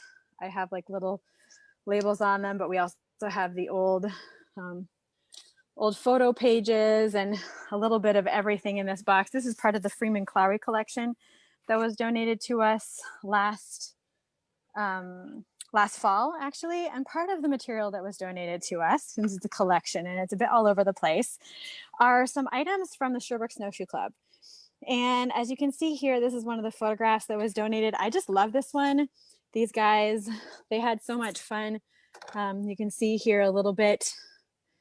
They're all standing on a sleigh, being pulled by the horses. This guy up here, he's got a flag. And then we have another one. This is another fun one. I'm going to tip it so the glare is a little bit better. But these are members of the Sherbrooke Snowshoe Club on the streetcars in Sherbrooke, actually, downtown. And so the Sherbrooke Snowshoe Club was founded in 1877. It was originally incorporated in 1894. And they started with 36 members and then grew by 1890, there were 110 members. And then by 1953, there were 170. And so these guys, originally, the Snowshoe Club was founded to be able to keep the men of Sherbrooke active during the winter. So what they would do is they would go on tramps and then come back to the Magog House in Sherbrooke and have a supper together. And so that was part of it. They always seem to know how to have a good time, however. And so later on, they added different activities. They would have initiation nights. And so we just have some more photos through here. As you can see, like none of them are in plastic sleeves yet, which is what we would do eventually. This one's great because it actually has the names all written down on it. Perhaps Freeman Clowry added those himself. They would have initiation nights and game nights. This is a more recent one of some of the members of the Snowshoe Club. And so it's just a bit all over the place. As you can see, this one looks a bit rough. Far Jim Ranshausen. And as they went on, the activities got to be way more part of Sherbrooke Snowshoe Club. It was really a social club in many ways. And they knew how, as I said, they knew how to have fun. This is actually some examples of money that they had printed for their games nights, custom play money with members of the club on them, which I just think is so great. There's a whole bunch of, there's, 5,000 and 1,000 amounts and all sorts of things. So it just, anyway, I just think that that's so fun. They also had lots of some other items. Again, these aren't processed, so they're not mounted in any way, but they have we have a whole bunch of pins from the Sherbrooke Snowshoe Club that were donated. Try and get some better light on them. So these are all, we also have the Sherbrooke Snowshoe Club phone that'll be processed eventually. So all this stuff will be integrated into that. They had their own club newsletter, the Red Party Echo. And even up until, I'm not sure if they still do, but up until just recently, they would still publish their minutes in the Sherbrooke Record. It was always very cheeky. So they were just, they're a group of men who knew how to have a good time together and just really form community in the way through the Sherbrooke Snowshoe Club. So anyways, that's just a little bit about one of the items or some of the stuff that we have here at the ETRC. That's really interesting, Jody. I always love going to the ETRC, and it's so fun to see a peek into the stores, and to see how you manage everything. And the Snowshoe Club, of course, is famous in the township. So it's and I've seen a beautiful coat that they have too at the club itself. So it's really great that more of the collection is there at the ETRC. I have a quick question from Tammy. I wanted to know where we can purchase the book, the part 1 of the book. Right. So the easiest way would probably be to just on our website, if you go to etrc.ca, and there's a section, I think it's under resources. There's tabs at the top. One is resources, and one will have the brief history of Quebec. And there's an online order form. So you can order that, and that'll go to Fabian Will, who's our executive director, and he'll pursue that with you. Either that, or you can just get in touch directly with him at fwill, W-I-L-L, at ubishops.ca. Okay, thank you very much. I'll have to order my own too. I didn't know that was ready and ready to read. So that's great. So yes, well, thank you so much for having me. It was lots of fun to be part of this. Thanks for coming to the fair. Thanks very much. See you soon. See you. Okay, we're going to move on then, and we're going next to well, not too far away from the ETRC, actually. We're also going to stay in Lennoxville, and we're going to say hello to Janice Fraser at the Lennoxville-Ascot Historical and Museum Society. Hi, Janice. What do you have for us? Hello. Today I'm speaking to you from the Uplands, the home of Lennoxville-Ascot Historical and Museum Society. Uplands also houses the Uplands Cultural and Heritage Center. And the buildings and 4 acres of lawns, gardens, and wooded area are now owned and maintained by the city of Sherbrooke. Did you know that when Quebec Anglophone Heritage Network was first founded, they had office space upstairs here in the former Speed Nursery? So we've had only 3 families have lived here or owned it. So I have a few pictures. Let's go. Sorry. Oh, there we go. Oh, there. Perfect. You had it. No, you had it, Janice. I got it. Got it. Yeah, perfect. Okay, here's the Padden family. They came here in 1862 when Mr. Padden had the house built. And then here's his daughter, Julia, and her husband, Archibald Scarth, who owned it next. And here's a picture of Mr. and Mrs. Speed, taken in 1971. Now the object, oh no, sorry. Okay, we'll have a look around the library where I am today. And there's Queen Victoria.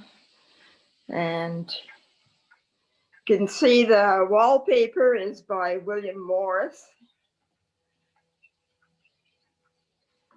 We'll pay special attention to this corner because I'm going to be talking about it later. And you can see some of the other furniture that belongs to Lambs.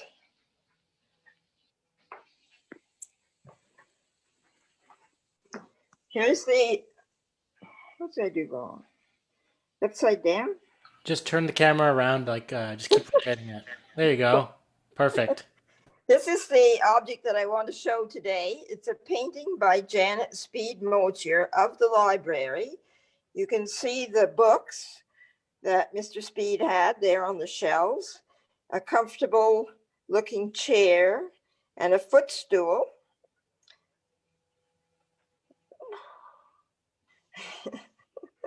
When the building was sold to Lambs and the town of Lennoxville jointly, the books were sent to Bishops, and then they sent them back and put in a nice book plate. Now here's the footstool that was in the picture, in the painting. It's covered with leopard skin. Showing a bullet hole. I'm not sure if this is a bullet hole, but it's a hole. It was upholstered by Gavin Patry in Edinburgh in 1844. It's marked on the underside of the footstool. It's made of rosewood. And Janet had the skin covered with fabric. You can see we have folded it back because she didn't like to see the bullet hole. Now we've had the the leopard was shot by a member of the Seabright family, Arthur Speed's mother's family, during the 1800s. And here we have pictures of the artist. Here is Janet playing outside in her fuzzy fur coat. And here she is after she had retired and moved to Peterborough. So that's a quick tour of our painting. Thank you.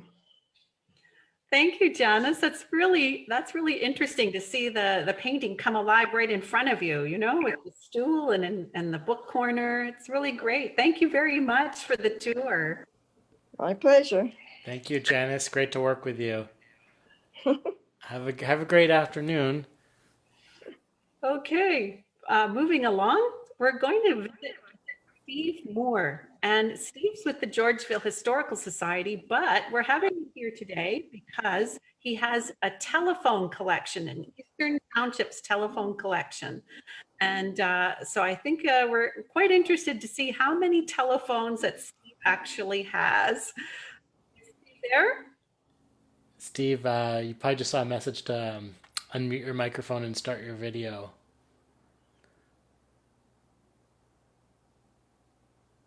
Okay. Okay, we got your audio. Now we'll just do your video. And you got it. How's that? Perfect. Welcome, Steve Moore. Okay. So tell us about your telephone collection. Well, when Heather sent out the message this past summer expressing her desire to do something different and funky, I got to thinking, wow, what's more different and funky than old telephones? And, you know, telephones today are a part of our everyday life. There's hardly a person walking around that doesn't have a cell phone on their person. And, you know, we realize the importance of having direct connection with the outside world and our local community. Well, back in the 1870s and the 1880s, when the telephone first came onto the market, it was people who realized how important an instrument like the telephone could be. In those early days, if you were a lucky community, you had one instrument in your community, usually in a high traffic area such as a general store or a post office.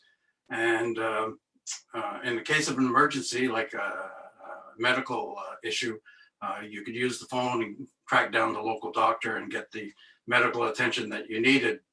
Also, in those early days, most buildings were built out of wood, and of course, fires were not an uncommon event. And if you had a telephone, you could contact a nearby community and seek out the assistance that you needed if the fire was large enough. When I first broached Heather about doing something on old telephones, she asked if I could put it in the perspective of regional history. And to that extent, three important events come to mind in terms of the evolution of the telephone industry in the country as a whole. Of course, we all know that in 1876, Alexander Graham Bell invented the telephone.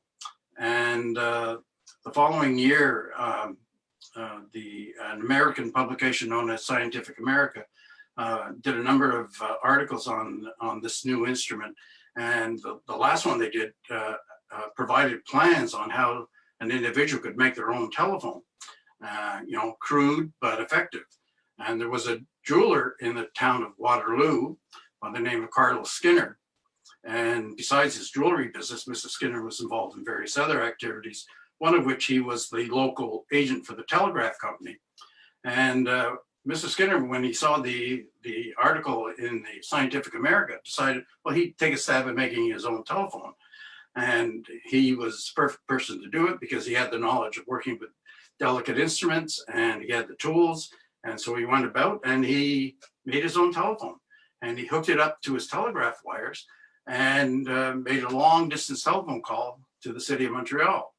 Now, it wasn't the first long distance telephone call. That honor goes to Alexander Graham Bell himself, who in the previous year made the first long distance call from his home in Brantford, Ontario. But up until that time, people didn't know how to make a telephone. And so he was probably the third or fourth individual in the country to make a long distance call. And given the distance between Waterloo and Montreal, 60 miles, it probably was the longest long distance telephone call made to that as of that point in time. And a few years later, in 1880, the Bell Telephone Company was formed in the city of Montreal, the antecedent to our current Bell Canada. And by virtue of its name, Bell, it owned the Bell patents for the country. And so no one else, or at least they thought, could build a telephone or operate a telephone in the country other than themselves. But in the town of Magog, there was a small company formed called the Dominion Telephone Company. And by its virtual existence, it was in opposition or contravened the Bell patents. But so the Dominion Telephone Company went to court, and by means of a technicality, they were able to nullify the Bell patents. This was a significant development because from that point on, it meant that anybody in the country could build their own telephone, could organize their own telephone system, or even go so far as create their own telephone company. So it really put the townships on the map, so to speak. The third event was, and if I can refer back to Mr. Skinner, who in the interim had relocated in the city of Sherbrooke. And Mrs. Skinner also, like his activities in Waterloo, got involved in various other activities, one of which he became the local agent for the Bell Telephone Company, given his initial interest in the telephones to begin with. And he was quite successful and he enlisted a number of subscribers. Well, one of the other activities that he was involved with, he created the first fire alarm system in the city. And he got into a bit of a confrontation with the local fire chief. Both of the gentlemen were A-type personalities and a conflict was inevitable. And so the fire chief went into Montreal and got hold of the Bell Telephone Company and was effective to the point of having Mr. Skinner dismissed or lost his position as local agent. Of course, Mr. Skinner didn't take this lying down. In addition to various lawsuits, he decided to form his own telephone company, known as the Sherbrooke Telephone Association, which started in 1888. And so he undercut the rates offered by Bell, which made him very popular. And he was able to effectively displace Bell Telephone from the city of Sherbrooke altogether almost. And he was so successful, he was able to expand his company. And he went as far north as the towns of Danville and Trenholm, and as far south as the American border, and actually into the state of Vermont. And so with connections with various other small telephone entities, independent, like himself, he, by the turn of the century, had created the one, if not the oldest and largest independent telephone systems in the country. I've even seen one reference that it was the oldest and largest on the continent. So really a significant achievement for the townships in terms of the telephone industry. Initially, it was called the Sherbrooke Telephone Association. Then in 1896, it was changed to the People's Telephone Company, which was reflective of the growth in populism both in the States and in Canada. And by 1912, it became the Eastern Townships Telephone Company. And by that time, the advance of technology made it practical for the two companies, Bell Telephone and the Eastern Townships, to merge. And so by that point in time, Bell Telephone gained effective control in terms of the share ownership. But they were wise enough to retain the Skinner operation and the name of the Eastern Townships Telephone Company for a number of decades, basically because the Skinner system was so popular, and there was a definite hostility to Bell during those early decades after the turn of the century. Steve, that's amazing. I had never heard that story of the Eastern Townships Telephone Company, just like a townshipper though, just to go off and do their own thing, right? And make something better. So one of the connections that he had at Magog was connection to the Citizens Telephone Company, which served your area of the townships, Brome, Missisquoi, and Shepherd counties. well, fascinating. And I know we don't have a lot of time to spend. I would love to ask you about your wall of telephones behind you, but that gives us a nice little taste of what you have, and that there's such a big history about telephones in the townships. I had no idea. So thank you very much for waiting and for your time too. We really appreciate it. My pleasure. All right then. So we'll move on, and we're going to head over to Cowansville, Quebec, where we're going to meet up with Michel Racicot. Now, Michel's wearing two hats today. He's going to be representing the Sir John Johnson branch of the United Empire Loyalist Association of Canada, and he's also the president of the Cowansville Historical Society. So Michel, lots of hats today, and I know you have lots to tell us. So go ahead when you're ready. Well, thank you. And thank you for inviting me to this nice event. Yes, my first hat is Sir John Johnson Centennial Branch. And what I want to talk to you about is the charter. I hope you can see it further down. Here we go.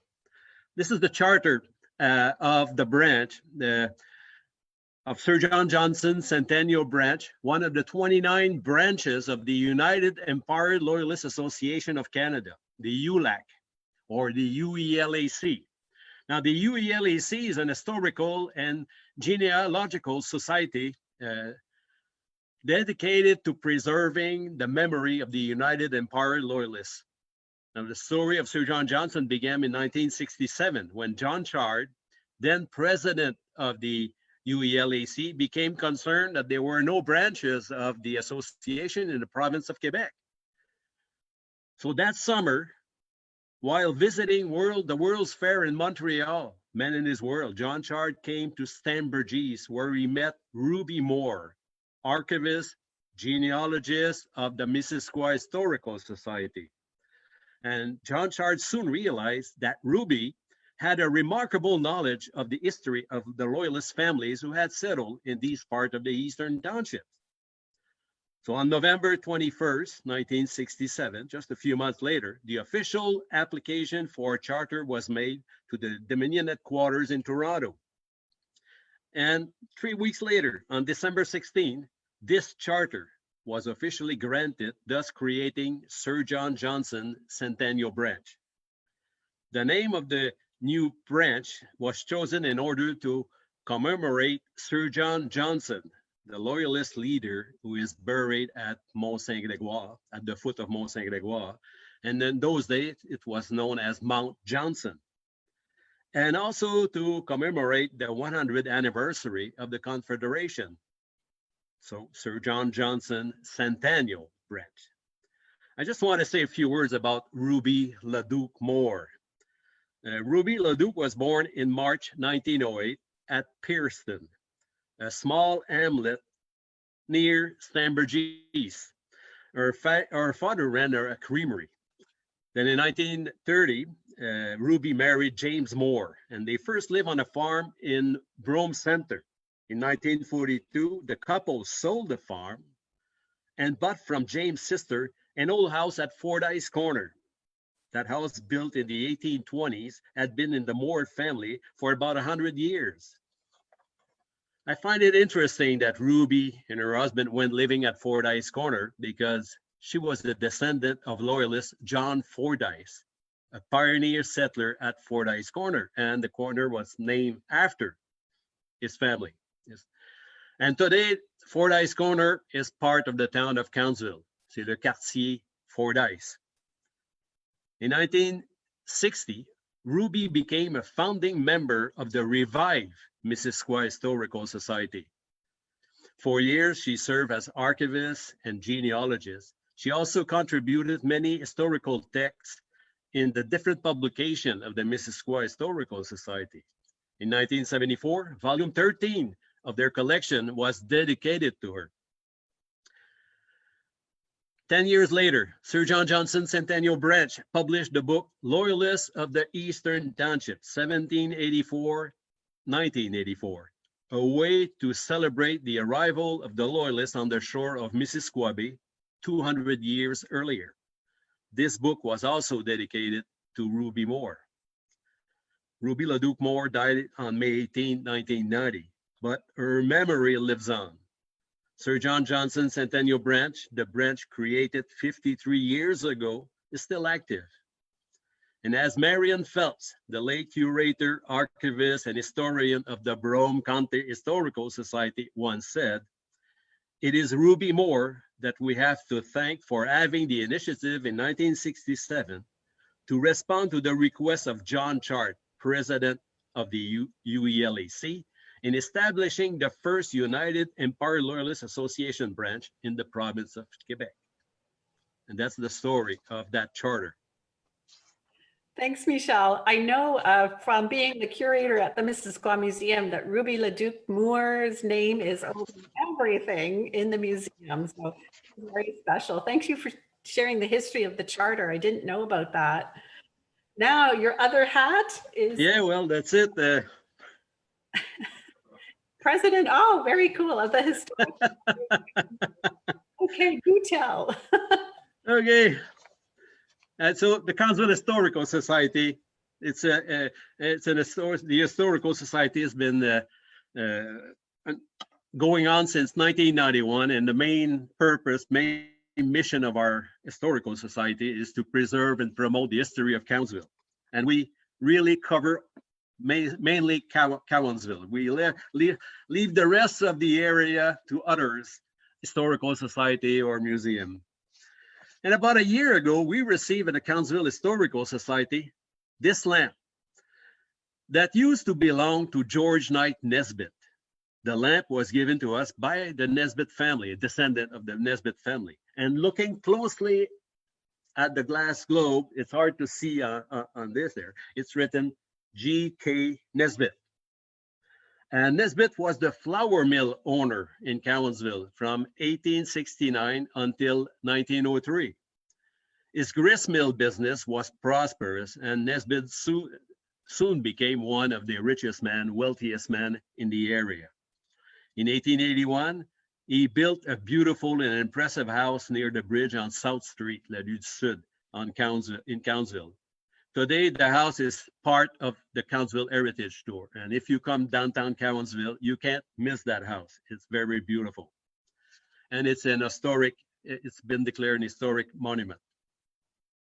Now, a little bit about the lamp. Well, not exactly the lamp, but a lamp. You know, a lamp is made to provide light. And what I really find interesting about the fact that it was made to provide light is that it was through Nesbitt that electricity first arrived in Cowansville in 1889. That summer, a water-powered electric generator was installed at his flour mill.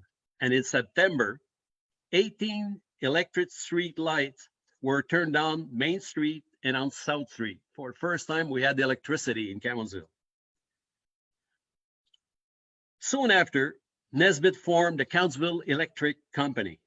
And every year after, Nesbitt would negotiate with the town a new contract to provide light to the street. These contracts would always specify the number of street lights in operation every day.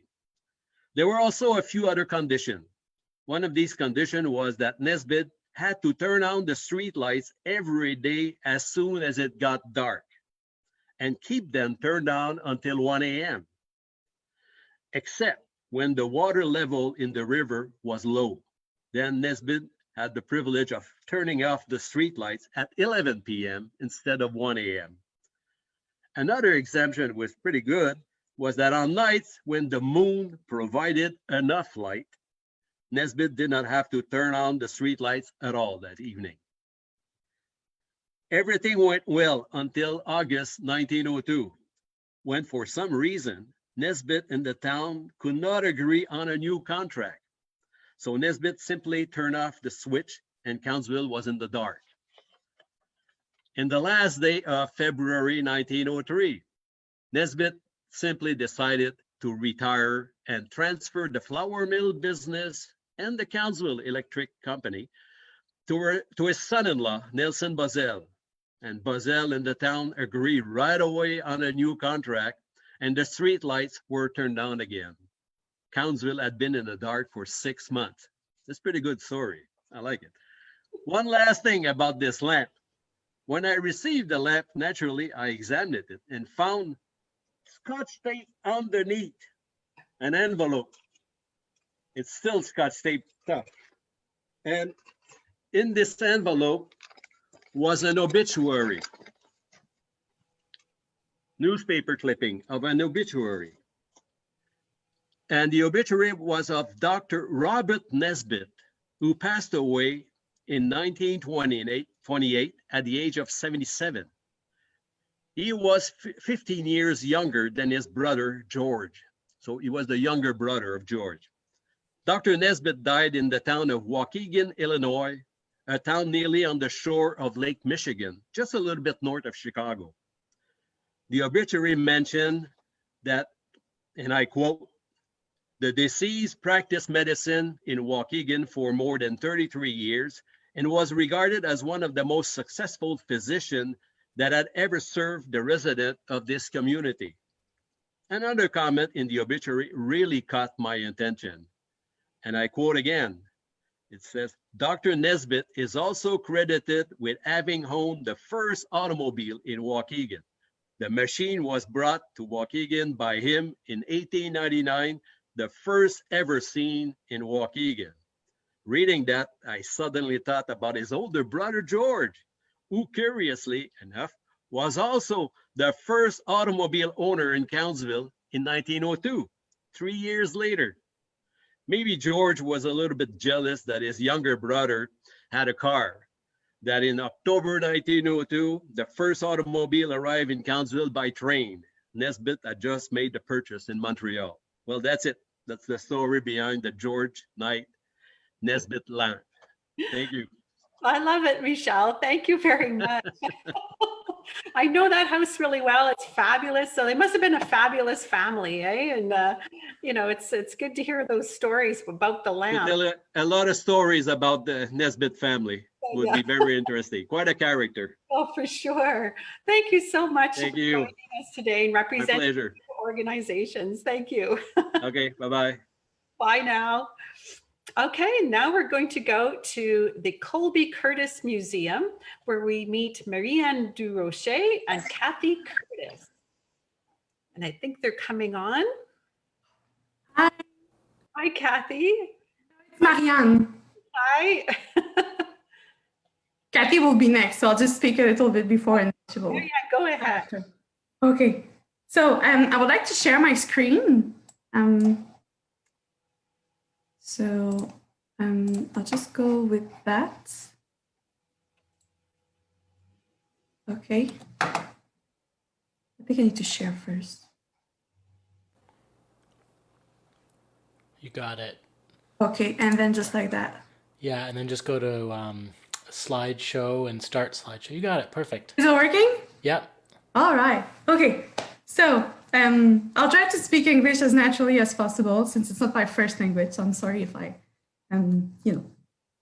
So the artifact I would like to talk to you today is a heavy surprise, the library's mosaic. And it's just to describe it a little bit. So it's a trompe-l'oeil work crafted in the 19th century on an onyx steel inlaid with a mosaic of fine stones representing doves drinking water from a golden bowl. And this scene is also known to be called the Doves of Pliny. And after a little research, since we did not have that much information within the museum inventories, so we did a little research, and then we found out, the director and I, that it was actually a mosaic coming from a series of 550 identical ones. And the museum has the 444th copy that we know. And they were all made in Vatican, in Italy, expressly to be sold to rich tourists visiting the area. So it was kind of a pleasant discovery. Why a surprise, you wonder? Oops, right there, okay. So this mosaic has been hung in the library of the museum for as long as anyone can remember. Over the door leading to the former dining room, as you can see just right there over the blue dress. For the Bête et Bestiaire animal from the Colby Curtis Collections exhibition, we targeted almost every artifacts on which any type of animal was represented on them for the exhibition. And very soon in the selection process, we selected this, what we thought was a painting. On the day of the exhibition setup, the volunteer who I was working with went up, he was supposed to went up to the ladder, over the ladder, sorry, to pick up the painting. And I was supposed then to grab it while he was coming down and hold the painting alone. But the moment that he first lifted the artwork, he soon realized that it was not a painting, it was a mosaic. And that in the end, I wouldn't be able to just hold the painting or the mosaic mid-air while he was coming down the ladder on my own. So we finally managed to bring the mosaic down and then put it up the wall for the exhibition, but it has been what a challenge. And as you can see, the details of these doves are magnificent, and even from afar. And so this is why for this reason, we placed the mosaic at the eye level of the wall on the second floor in the exhibition. And it ended up being the central piece of the bird representation section in the Bête et Bestiaire exhibition. So in the end, what was supposed to be a painting amongst many other ended up being a surprisingly heavy masterpiece, which you may come and see at the museum, at the Colby Curtis Museum. So that was my object, and I want to leave some time to Kathy. So I don't know if you have any questions. No, thank you very much, Marianne. That's fabulous discovery, though, isn't it? Yes, it was. You must have been so shocked. It's really beautiful too. Yes, really. So I'll just leave the place to Kathy. So I'll stop the share. Okay. Okay. All right. So Kathy. Hello, Kathy. Hi, Heather. How are you? Good, thank you. Nice to see you. What do you have for us today? Oh, today I'm going to present to you our collection of diaries from Edith Rutledge. Now, Edith was the daughter of Canadian shipping magnate Sir Hugh Allan. Edith, along with her husband, James T. Rutledge, and two sons, Allan and James, lived on the Allan Estate, Belmere on Lake Memphremagog near Georgeville. Her collection of diaries spanned many years from 1896 to 1946, with a few of the years missing, which has always been a mystery to us as to why. The years that are skipped are during the crucial time of James Rutledge's illness, brought on by injuries received in battle. He died in 1899. Edith goes from mundane topics of weather and lake conditions for travel to who visited and worked on the estate. Most of the pages during the early years, she lists the cost of goods sold from Belmere Farm. And for an example, the cost of a dozen eggs she sold and who actually owed her money. The diaries depict the life of the Rutledges lived, from travel by train across the United States to having tea here at Carrollcroft with Miss Jessie Colby. The years her sons went away to school and the tragedies happening on the lake, modes of transportation and how it changed over the years. Edith lost her oldest son, Allan, during World War I. The entry for September 25th, 1916 is very memorable to me, and it says, "Got cable telling me of Allan's death on the 23rd from wounds he received on the 12th. And then she just goes on to say who visited that day and what the weather was like. It was very just carry on. From these diaries, we learn of life on the lake, living at Belmere, and the way people traveled and lived. The neighbors who all worked on the estate, tragic accidents and wars, and the amazing happy times they experienced. I must say another entry that stood out to me was the first time they saw an airplane fly over the estate. I can't even imagine how that felt. Reading these diaries from start to finish was one of my first tasks when I started working here in the archives, and it's been 20 years. So it's such a wonderful memory to me. Edith passed away in April 1946, and she made a very regular entry into her diary that day. And that was the end. Only blank pages were left. These diaries are a true treasure. And that's my presentation. Thanks, Kathy. That's the thing with diaries, eh? They just seem to be so mundane, and yet it reveals the intricacies of especially women's lives. It can be, it's just, making cake and going shopping, but you can see the busy work that went on behind a family's life. So exactly. And she never married again and bringing up her children. So we see so many changes and so many different ways of life. Yeah. Thank you so much for sharing. Thank you. Thank you. We went on a little long today, but we really appreciate the information that comes out of Colby Curbis Museum every time. So thank you so much. Okay. Take care. Thank you. So Glenn, we're at the end of the fair, imagine. We've arrived, Quan's first ever virtual online fair. So yeah, just thanks to all our presenters. Everyone worked so hard. We've been doing sound checks the last 2 weeks. Everyone was really cooperative and seemed to appreciate it. So I want to thank everyone who took time, our musicians as well as our presenters from... That's right. And I'd like to say a shout out to the Quan board members who've been watching today, and to Grant Myers, the president, who always attends events, even virtual ones. So thank you. And to Matthew as well. And if you'd like to catch the fair again, I believe there's going to be a recording on the Quan website, so you can check it out. And if you're a member and you're interested in attending the Quan AGM, the annual general meeting will be held on November 14th, but it's important that you call the office, you book yourself a Zoom invitation, and so you can get the documents. So you just call the Quan office, 819-564-9595. And that's it for today. Thank you very much, Glenn. I really appreciate your help. And to Christina too, who sent the messages through. And so stay safe, everyone. Goodbye, and thanks for joining us. Have a good afternoon, everyone. Take care.